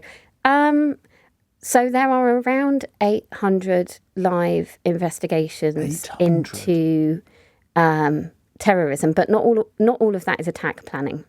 So, we can reassure ourselves that can be all kinds of manner of activity.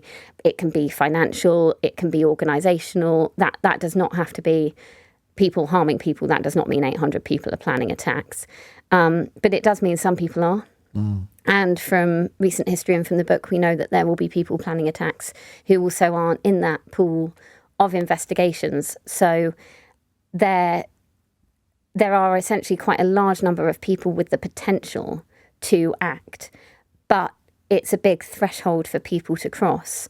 So the aim of the game is always to provide some kind of intervention, be it criminal or something else, that just stops people in this pool before they get to the point where they take that extra step. Final question. I don't know if you're a fan of Spooks, 24, programmes like that, or whether it's a bit too close to home and you find them really boring. But I've always wondered how they get the plots for their different episodes, because it would be, sometimes you think, well, it's impossible for someone to make that up. Are there people sort of essentially on the inside feeding some of the producers sort of like failed terror plots that have gone wrong, and they can then use those in some of their storylines? Does that happen, do you think? I don't know. I've never worked on the kind of fictional side of things, but I was actually rewatching the early series of Spooks recently. Yeah, me too. And love it. Yeah, love it. What I found really interesting was that I could almost see the time lag in production, because the kind of attacks that were being kind of explored and predicted by Spooks were the kind of things that the security services feared would happen but then didn't. I remember there being a number of episodes being dedicated to biological attacks, which was thought to be a massive threat, great deal of training, which is obviously not a bad thing, but it never emerged. So I think often it's informed by what the concern about the future is, but whether those futures ever come to pass, no one can ever quite say. Well, it's been absolutely fascinating. I think you could write a best-selling novel, frankly. You said you hadn't got into fiction, but I think you probably could. If you'd like to buy Lizzie's book, it's called Plotters, The UK Terrorists Who Failed, by Lizzie Durden, Dearden. It's published by Hearst. And it's a brilliant read. You'll learn a lot from it. You've already learnt a lot in the last hour, at least I hope you have. And thank you very much, Lizzie, for talking to our listeners. Thanks for having me. This is LBC from Global, leading Britain's conversation with Iain Dale.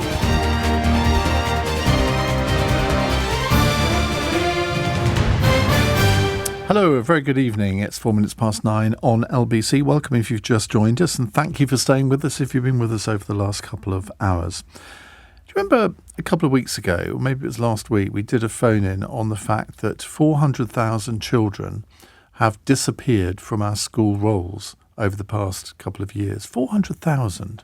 Now, the figure, that figure has been disputed. Some people say it's 300,000, but even if it's 300,000, where have they gone? Now, a lot of them apparently, I think around 90,000, are apparently being homeschooled, but the parents haven't told the schools that this is happening.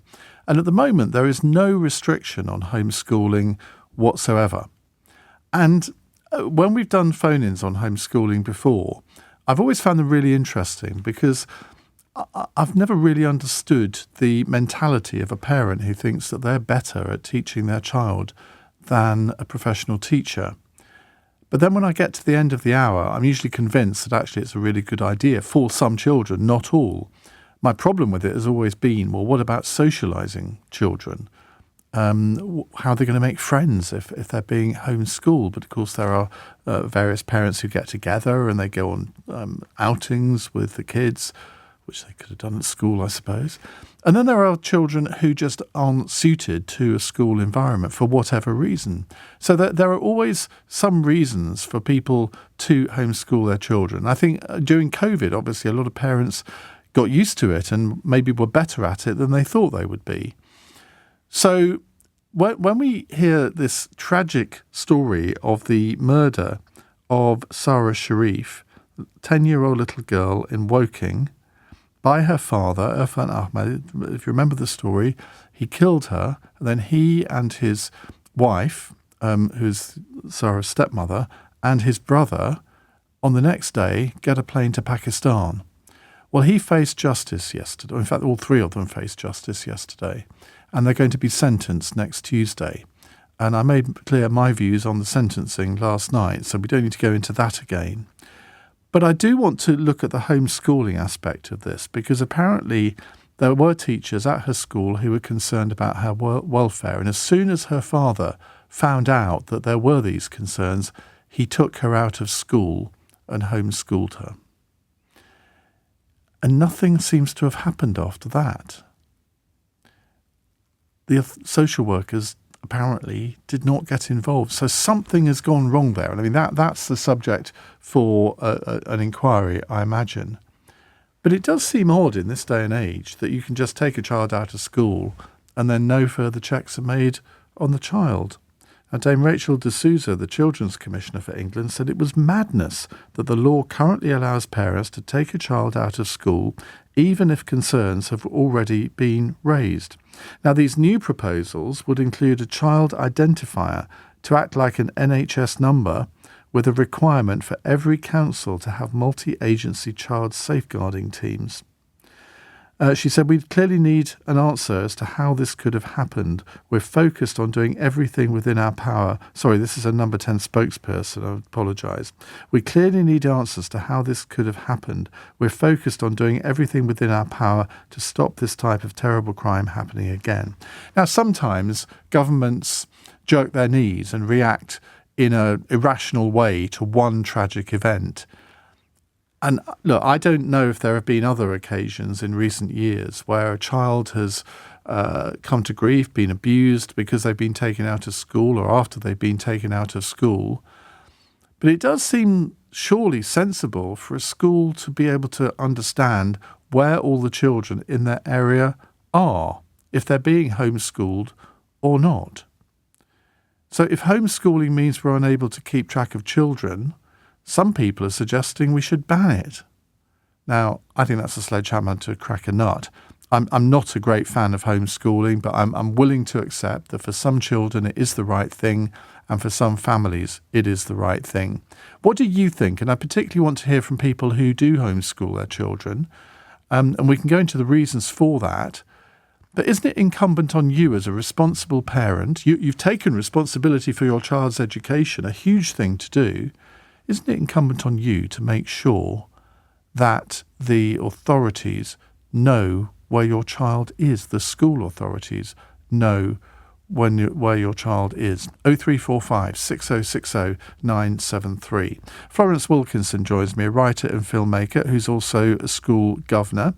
And then we'll be speaking to Natasha Phillips, a child rights journalist and barrister. Florence, let's start with you. Thank you very much for joining us. What do you make of the fact that the authorities didn't take any action in the case of Sarah Sharif? And is that something that could possibly happen more widely? Well, listen, there was a catalogue of failings in this horrific case, and Sarah was known to authorities as soon as she was born.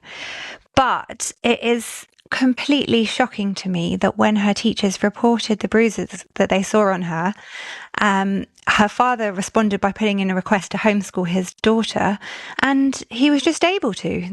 That request wasn't denied. I've spoken to head teachers about this issue who've told me that they've reported things like parents who have a history of substance abuse who have taken their kids out of school to homeschool them, and the local authority hasn't done anything about it. How can that be? Well, I can't quite get my head around it, to be honest with you. I mean, everybody knows that local authorities are overstretched, and they're meant to be the ones that have oversight for children who are being homeschooled. So with the numbers going up, I think you cited, the figure that I had was they think there's around 111,000 children being homeschooled at the moment, and a 22% increase in the past year alone. But part of the problem is that nobody even knows, because like you say, there isn't a centralised register at the moment for all of these children. Nobody knows where they are.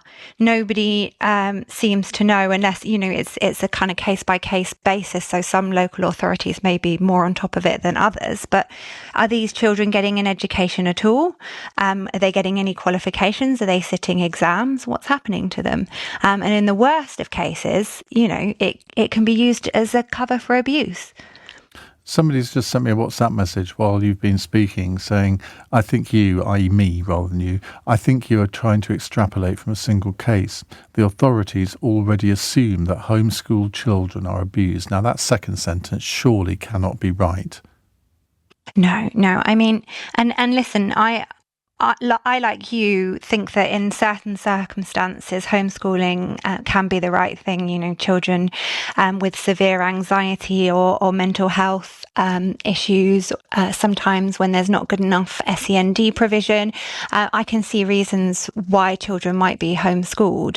But the truth is there just is not enough oversight.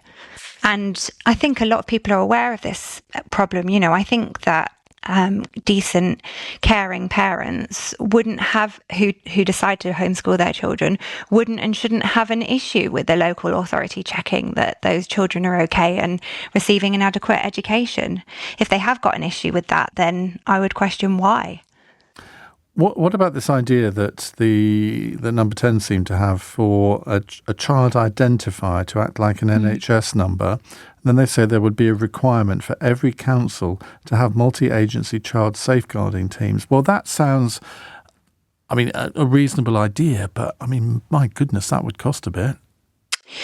Yeah, well, the problem is that I think it is a good idea, and I think that data sharing is extremely important, because part of the problem is these children can slip through the gaps if if different agencies aren't communicating effectively with one another.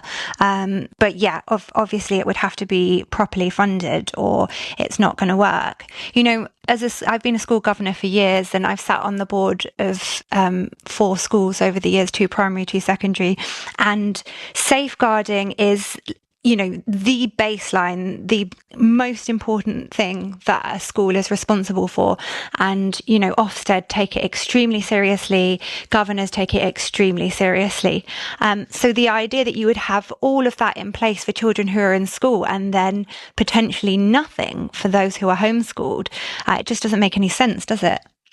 Well, it doesn't really, but I wonder what you think a solution is here, because I know I'm going to get homeschool parents phoning in a minute to say how outrageous it would be for authorities to interfere with what they are doing.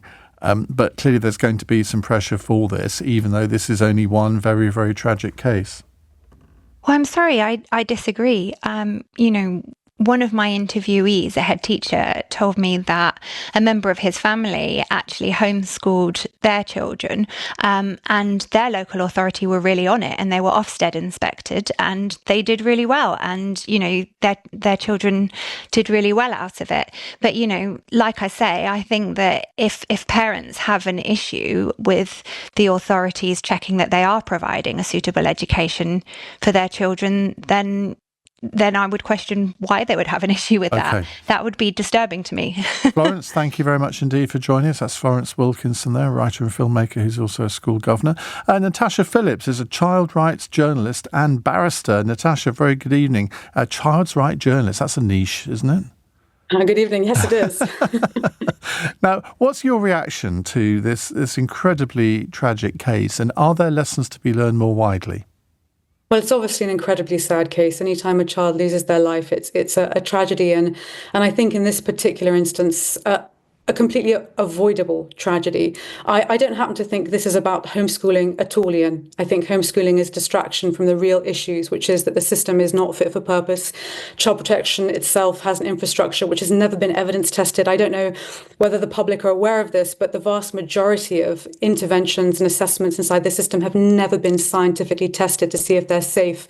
We've also got a lack of training for social workers. There is almost no training for social workers when they are working with autistic children, for example. So the idea of them being able to put together an effective assessment is obviously slim to none in terms of the possibility of that taking place. So these are the real issues. It's not really about homeschooling. If we look at Sarah's case and what happened and the chronology, the timeline of her very short life, which has been made public, you can see that the decision to homeschool her happened after the local authority decided to close their investigation.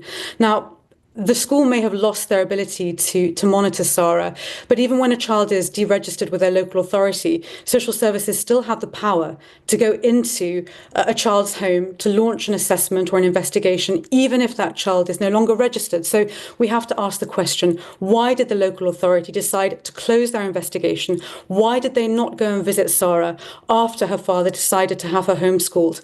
And why did they choose to ignore the very long and very dangerous history that her family unit had in relation not just to intimate partner violence, but in relation to injuries sustained not just by Sarah, but by her siblings?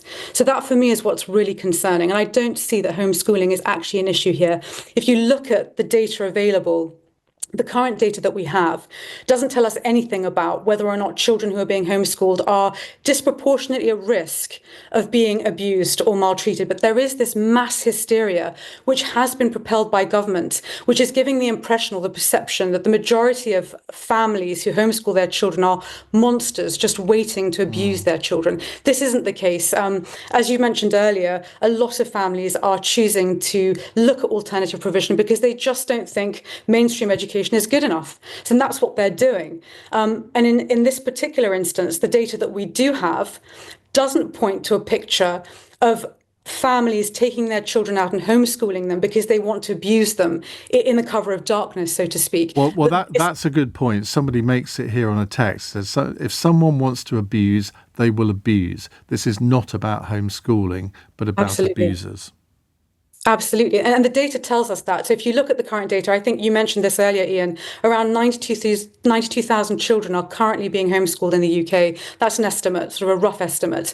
But the number of children who are actually being killed in the UK every year, predominantly by a parent or step-parent, has remained static for many, many, many decades, even before a trend in homeschooling, even before the pandemic and families deciding that they were going to take their children out of mainstream education and educate them at home.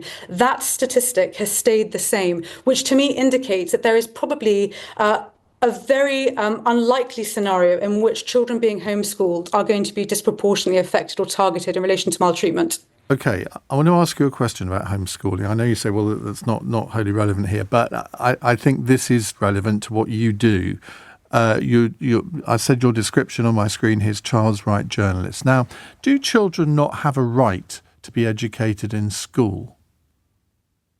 I think children have a right to expect that their parents and their carers will make choices which are in their best interests. Sometimes that will be mainstream education. Sometimes, as we've seen with autistic children or children with SEND, that is not possible in mainstream education. We have a raft of reports and recommendations from government committees condemning the provision of education for children that fit these particular demographics.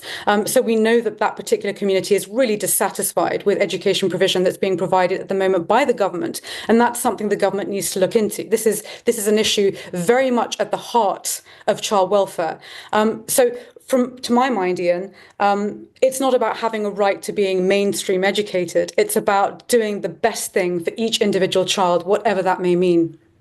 But if a parent decides that they're going to educate their child for physics A level, for example, and they're not a physics teacher, to my mind, I don't know how that logic works. And I remember the first time, this is many, many, many years ago, that I did a phone-in on homeschooling, which I admitted I really didn't know much about, and I'd struggled to think how it could really be a mass concept. And I think I likened it to child abuse. Because I genuinely thought that parents who were doing this, I mean, okay, it's not the traditional form of child abuse. I absolutely get that. But for some children, I thought, well, the consequences later in life would be incredibly serious. And at the end of each homeschool phone-in that I've done, I've come to realise that is wrong, that most, if not all, parents who homeschool their children are doing it because they do believe that they can provide a better education than their local school for whatever the reason. And I do respect people who do it, so I've kind of slightly come round on it. But there'll still be a lot of people who take that view. I think this is just a question of education. I think that there needs to be sort of public awareness raised in terms of what homeschooling really means. I work quite actively with the homeschooling community. Parents often reach out to me and explain their concerns and their frustration around the way the government treats them. They're almost sort of witch hunted by the government. And there is this mass hysteria around homeschooling. I think we need to have open, honest conversations out in the public mainstream with the government. The government needs to meet with these communities who are spearheading homeschooling communities and to understand better what it really means so that we can actually get away from the fear-mongering and the hysteria and start to look at that. And as you said, Iain, a lot of parents dedicate an enormous amount of time to learn the syllabus, to understand what they're teaching their children because they do want the very best for them. And in my own limited experience, I've had experience with families who have taken their children out of school, homeschooled them, and their children are at the top of their local authority in terms of results and exam results. So there are a lot of myths around homeschooling, and I think it's been unfairly stigmatized. And this case, unfortunately, is just another example of the perpetuation of that stigmatization. Okay. Natasha, great to talk to you. Thank you very much for joining us. That's Natasha Phillips, a child's right journalist and barrister. Well, let's try and explode a few of those myths over the next, 40 minutes. I do want to continue talking about the Sarah Sharif case here and what went wrong, but let's broaden it out also into wider homeschooling. A slightly provocative question, this, is if homeschooling means we're unable to keep track of our children, should we ban it? To which I would say the emphatic answer is absolutely not. I do think that it's unwise to pick one particular tragic incident and then draw huge numbers of possibly wrong conclusions from it. But on the other hand, surely schools in a particular area should know where the children in that area are at any point during the day. Iain Dale on LBC. 23 minutes past 9 on LBC. Well, let's go to your calls. Let's go to Sarah, who is a new caller in Dudley. Hello, Sarah. Well, good evening, Iain. Hi. I'll just get straight into it, really. I like to throw a question at you on top of yours, actually, which is there seems to me a real theme coming out here. And my question is this: where do all the special needs children who have been failed by mainstream school go? Because sometimes parents will homeschool because they feel it's in the best interest of the child educationally. Sometimes they make that decision out of sheer desperation because they've run out of options. I am one such parent, and I can tell you I had a really horrendous experience. I took a time to consider whether I should homeschool my child, and I realised the enormity of the task, and I was worried about reducing her social contact, so I decided against it. But I did a lot of soul-searching before I did that. In any event, the other point I'd like to make is that I believe a lot of the professionals, school included, do not take what I term a common sense approach. For example, in this particular terrible, appalling case, I do not understand why, where red flags have been raised, somebody somewhere, to me it's not even a question of professionalism. I'll tell you what I feel it is. I feel it's a question of humanity. Where are the people, the other adults in the world that came in contact with this child or any child in a difficult spot? Where are their brains? Why aren't they using the humanity? You can be a professional afterwards. Surely humanity comes first. And I talk from experience because I feel a lot of the hardships which made me consider homeschooling were as a direct result of nobody listening to me. I was up and down the high school, probably typically 3 to 4 times a week trying to deal with issues. Nobody was hearing me. Nobody was listening. Why do you think they weren't listening? To them, it was a number of things. And I had one head who actually told me he cannot dictate how teachers lay out their classroom. This was just a very minor point where I was asking for my child to sit nearer the whiteboard because I found out there was an issue with her eyesight. And things like that. Just obtuse behaviour without any logic. Sometimes I would also believe, sadly, and I don't like saying this, but the SENCOs, the special needs, educational needs coordinators, I sadly believe that they end up in that particular position in a school because no one else wanted the job. They're that passionate about it. And I hesitate to say that because I am also in education and, you know, that's partly why I took that decision. I do know of a few families through friendship groups who did successfully homeschool their child. By successfully, by the way, what I mean is they improved the mental health of their child.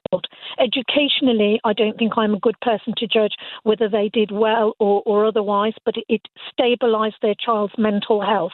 And therefore the child was slightly happier. So where do you go? Why aren't people taking this seriously? And when I say that, I mean the humanity side. So being on the brunt of social services, I had to take my child out for 10 months of school. She went abroad with my parents. Coincidentally, it happened to be Pakistan. I wrote to the school the moment the school opened. This was after the summer break. I asked them to keep her place open just in case it didn't work out for her in Pakistan. She wasn't going to go indefinitely, but I thought she'd be there maybe 3 months or 6 months. They refused to keep her place open because clearly it was a popular school, etc., etc.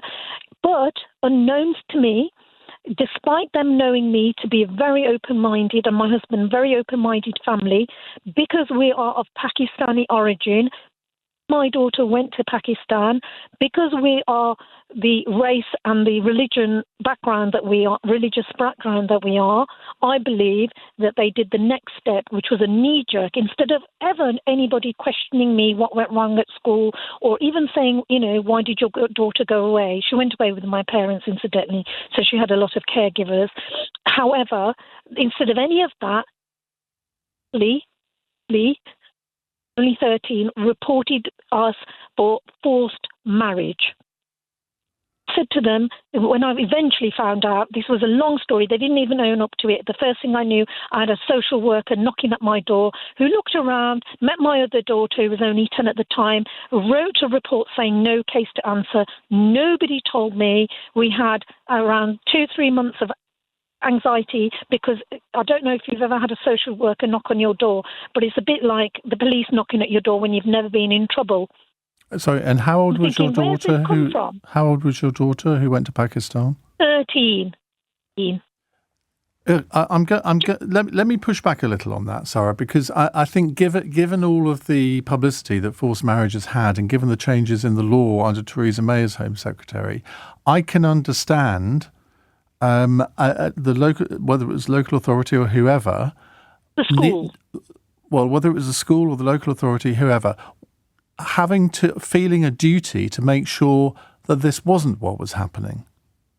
But to be fair with you, where was the individuality on that? Like you said, that they, in this particular case that we're talking about, the parents had already been indicated as a red flag that something going on. With ourselves, as I said, I've described, I was up and down the school on a weekly basis, several times a week, asking to resolve things. They knew us as individuals. They knew what sort of people we were. We weren't traditionalists even, never mind anything else. So where was the common sense element? And in any event, I said to them, you can talk to her any time. And I said, if you know me even as an individual, I am an advocate for girls and women. I wouldn't dream of doing that. And if you know me at all as a parent, at all I mean, bear in mind I supposedly had parental some kind of relationship with the school, then you would have known that me as a character. Just because I'm of a particular heritage, it doesn't mean that is not, the case. How did you? It was so blatant. Okay, no, look, and I understand why you would have been really offended by that. I really do, but I'm trying to look at it from the other point of view too. At the time. No, of course it was. I totally understand that. At the time, it was so incredible. How did you explain to the school why your daughter was going to Pakistan with her grandparents? Now, you could say it's none of their business. I will tell you how that happened exactly. So during that August, in the summer holidays, we were away on holiday, and she insisted, she said, I'm not going back to school. She's diagnosed with ASD, autism spectrum disorder. She's had a lot of difficulties and bullying. The school didn't even believe she was being bullied. So apparently I don't tell the truth.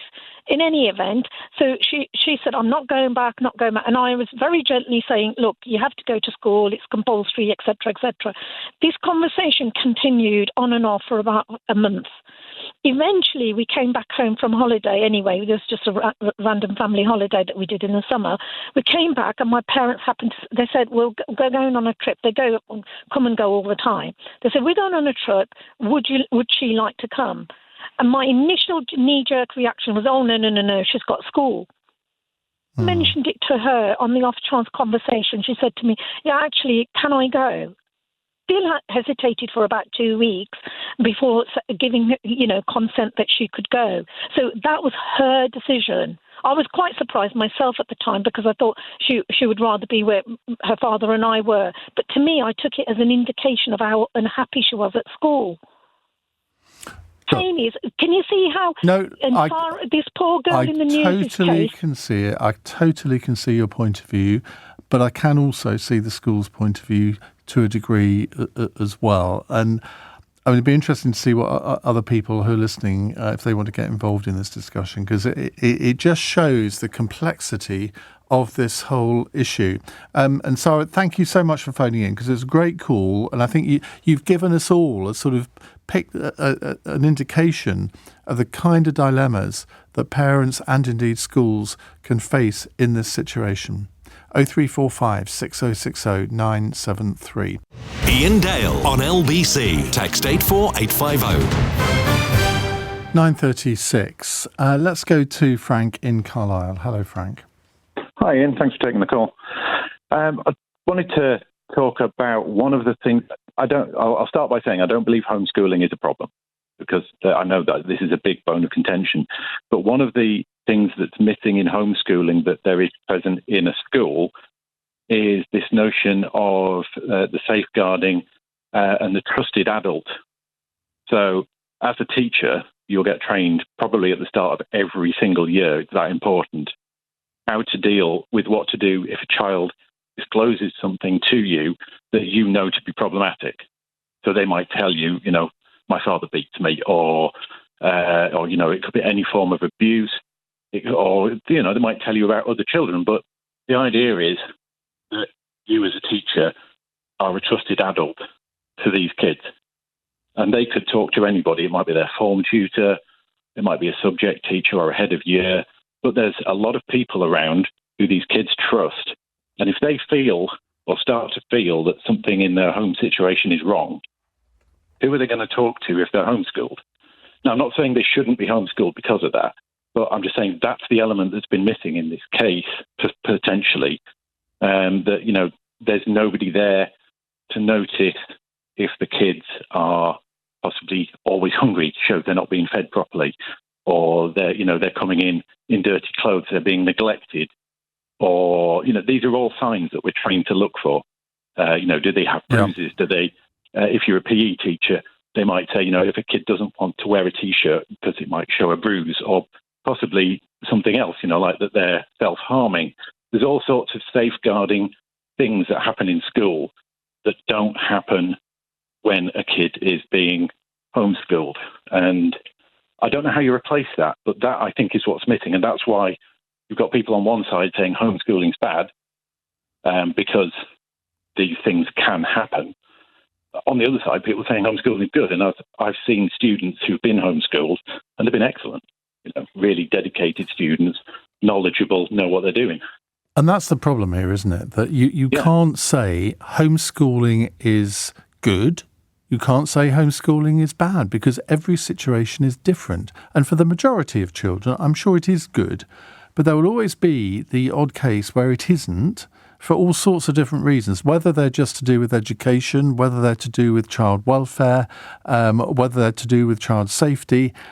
You can't sort of have a one-size-fits-all approach to this, can you? That's the problem. Yeah, and when you were saying earlier that you formally believed that homeschooling, you formally saw that as potentially a sort of child abuse of sorts, not a serious one, but and that you'd change your opinion on that. What it is doing, it's an isolation, and I don't think that's good for anybody to spend all of their formative years in the presence of just their parents. So I would almost, if I ruled the world and I could make a change that would help in this particular situation, I would suggest that children should have an amount of time spent away from their family, socialising with other children, whether that's a school or a youth club or a sports thing or something like that. But most parents who I've talked to in previous phone-ins on homeschooling tell me that that's exactly what happens. They have no interest in keeping their child away from other children. It's just that their particular local school environment they don't think is appropriate for their children. Now, I can't judge that. Obviously, I don't know the exact circumstances. But they talk about getting together with other parents and their children and going on school outings or playing sport or whatever. So it's not as if the child is in the home from 9 till 5 every day almost in solitary confinement. That's what I'm told. Yeah, but the child may not have any other trusted adult. And I think that's a really key part, because a kid could tell another kid something's wrong at school, but, what's that other kid going to do with it? Tell their parents, they're making it, there's no formal anything in there. And I think when we look at this recent case, there's so many points of failure out there. There's so many points where there were signs, and we've seen this in some of the other high-profile cases. It's never one thing. It's a multi-agency failure of communication or joining the dots or whatever. If we look at sort of the Victoria Columbier case, if we look at Baby P, we now look at this. But then you think, well, okay, how many of these cases are there each year over the country? And the answer would be very, very, very few. So as a society, are we now going to invest millions of pounds in some new, Number 10 is suggesting a new, what do they call it, a multi-agency child safeguarding team. Now, you have one of those in every area. That is going to cost millions of pounds extra in a year. Now, you could say, and this is a horrible way to put it, but if you save one life, well, isn't that worth the money? But you're talking about the end of life. These ones came to the news and became the cases they were because the child died. Yeah. There's going to be plenty who don't die. There's going to be plenty who stay under that radar, who are abused in one way or another, and nobody will know because it doesn't end in a death. where it all comes out. It could all be swept under the rug and nobody knows anything about it till that person, breaks down in therapy in their 30s. I think to measure it in terms of just life or not life, that's not the only measure. No. There's a quality of life. No, that's a very fair point. Frank, I'm going to leave it there because I've got a lot of calls I need to get through. Thank you. Let's go to Jan in Hammersmith. Hello, Jan. Hello, Ian. It's me again. I would just like to point out, I don't think homeschooling is the problem. I think for a lot of these children, if there was provision in special needs for SEND, if bullying was to actually be acted upon within schools, if schools were to talk about child abuse, I've had this argument with the head of the NSPCC, nothing changes over the years. I believe that homeschooling should be regulated, but each child is different. Straight away, they should have picked up that this man, they already knew what he was all about. This young girl was made to wear a full hijab, so her body was covered. Equally, there are a little boy, Daniel Pelker, I think his name was, who had lots of bruises under his clothes teachers didn't pick up. Now, on the NSPCC's own report, child abuse or child cruelty and neglect has increased 106% in 5 years. That's over 500,000 children every day, all year, being abused by their parents. It could be physical, mental, sexual, but it's happening. People need to, if they really give a damn, if governments, it's not just governments, it's us, neighbours. I've reported it. I got called a whistleblower, okay? My life was made very difficult because I would call out child abuse, having been brought up in very severe child abuse. I see it, I can sense it, and when I heard about it, I reported it. But there's nothing ever done. It happens year in, year out.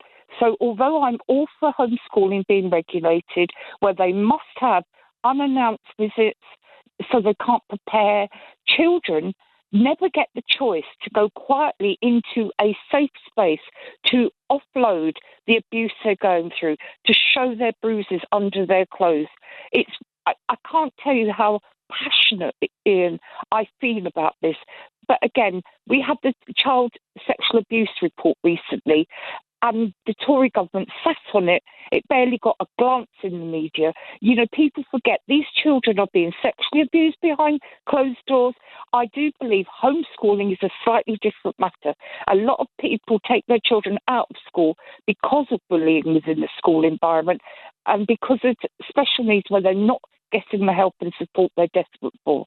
So I just think we need to look at it as another cloak, another excuse for an abusive parent to use a way to hide their cruelty and their vileness. I think 500,000 children, Ian, it's actually now gone up since in the last 5 years, are every day in this country being abused.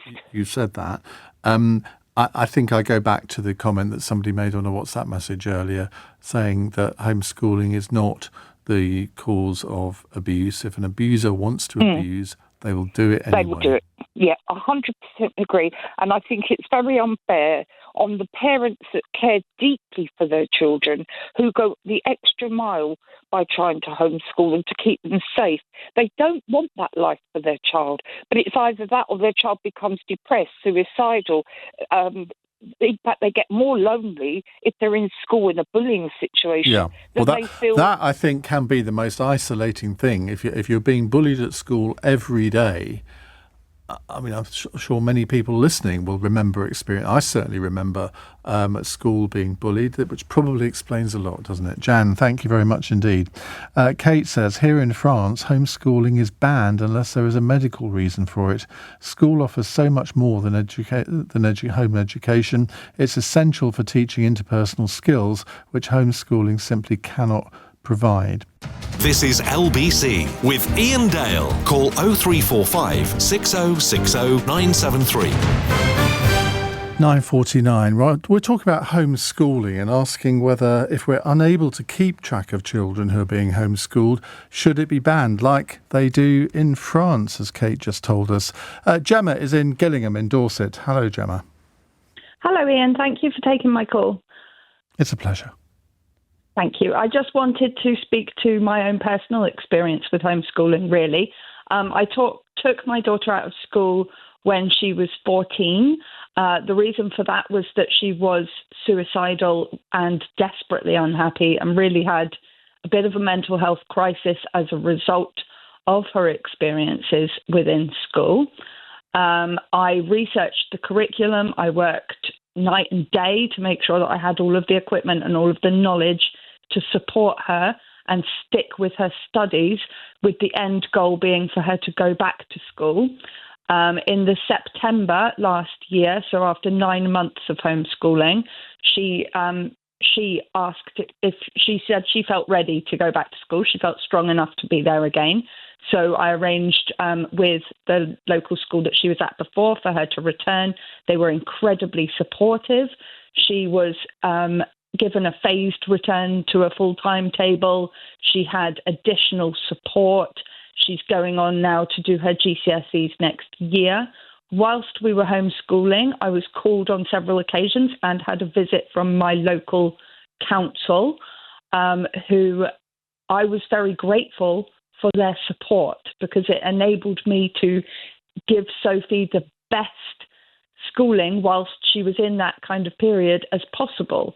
And on top of that, I was able to help her understand the things that I think we all need to recognise we need to do to keep our mental health on an even keel. Like, let's get outside every day. You need to exercise, go for a walk, eat the right food. Don't just go to your school canteen and eat pizza, because it's not going to make you feel good. Let's kind of keep those good habits going. So it was a really positive experience for me. I do think people tend to become quite defensive when they talk of homeschooling. So I think some people, if contacted by the council, might become defensive. But I think it's important that it is homeschooling. You wouldn't expect a school not to be inspected, so we shouldn't expect not to be inspected as parents in the same way. Great call, Gemma. And look, I'm glad it worked out for your daughter, because that must have been a very, very worrying episode for you. Thank you very much for your call. Alan's in Fulham. Alan, hi. Hello. Yes, we took a very individualistic approach. Right from small, we used to leave books on railways and aeroplanes and all sorts of stuff about, and he was first up in the morning and looking at things, and he always centred on insects and butterflies and moths and animals, and he left the other stuff aside, railways, aeroplanes and stuff. And he, at school, he was bored because progress was very slow.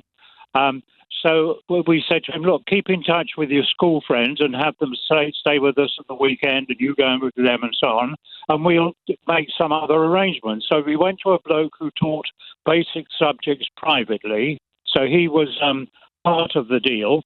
And then for the rest of it, we lived near the OU, and we had 3 lady PhDs who lived in farmhouses, and we would take him out to each of them, one for physics, one for biology, and one for chemistry, who were part-time teachers at the OU with their PhDs, and they taught him one-to-one. And that worked? Yes, he was never stressed. He always had more leisure time than other kids, because they get through the syllabus and what they had to do, and they made sure that he learned it and revised it, revised last week's stuff. It was the one-to-one ideal educational situation.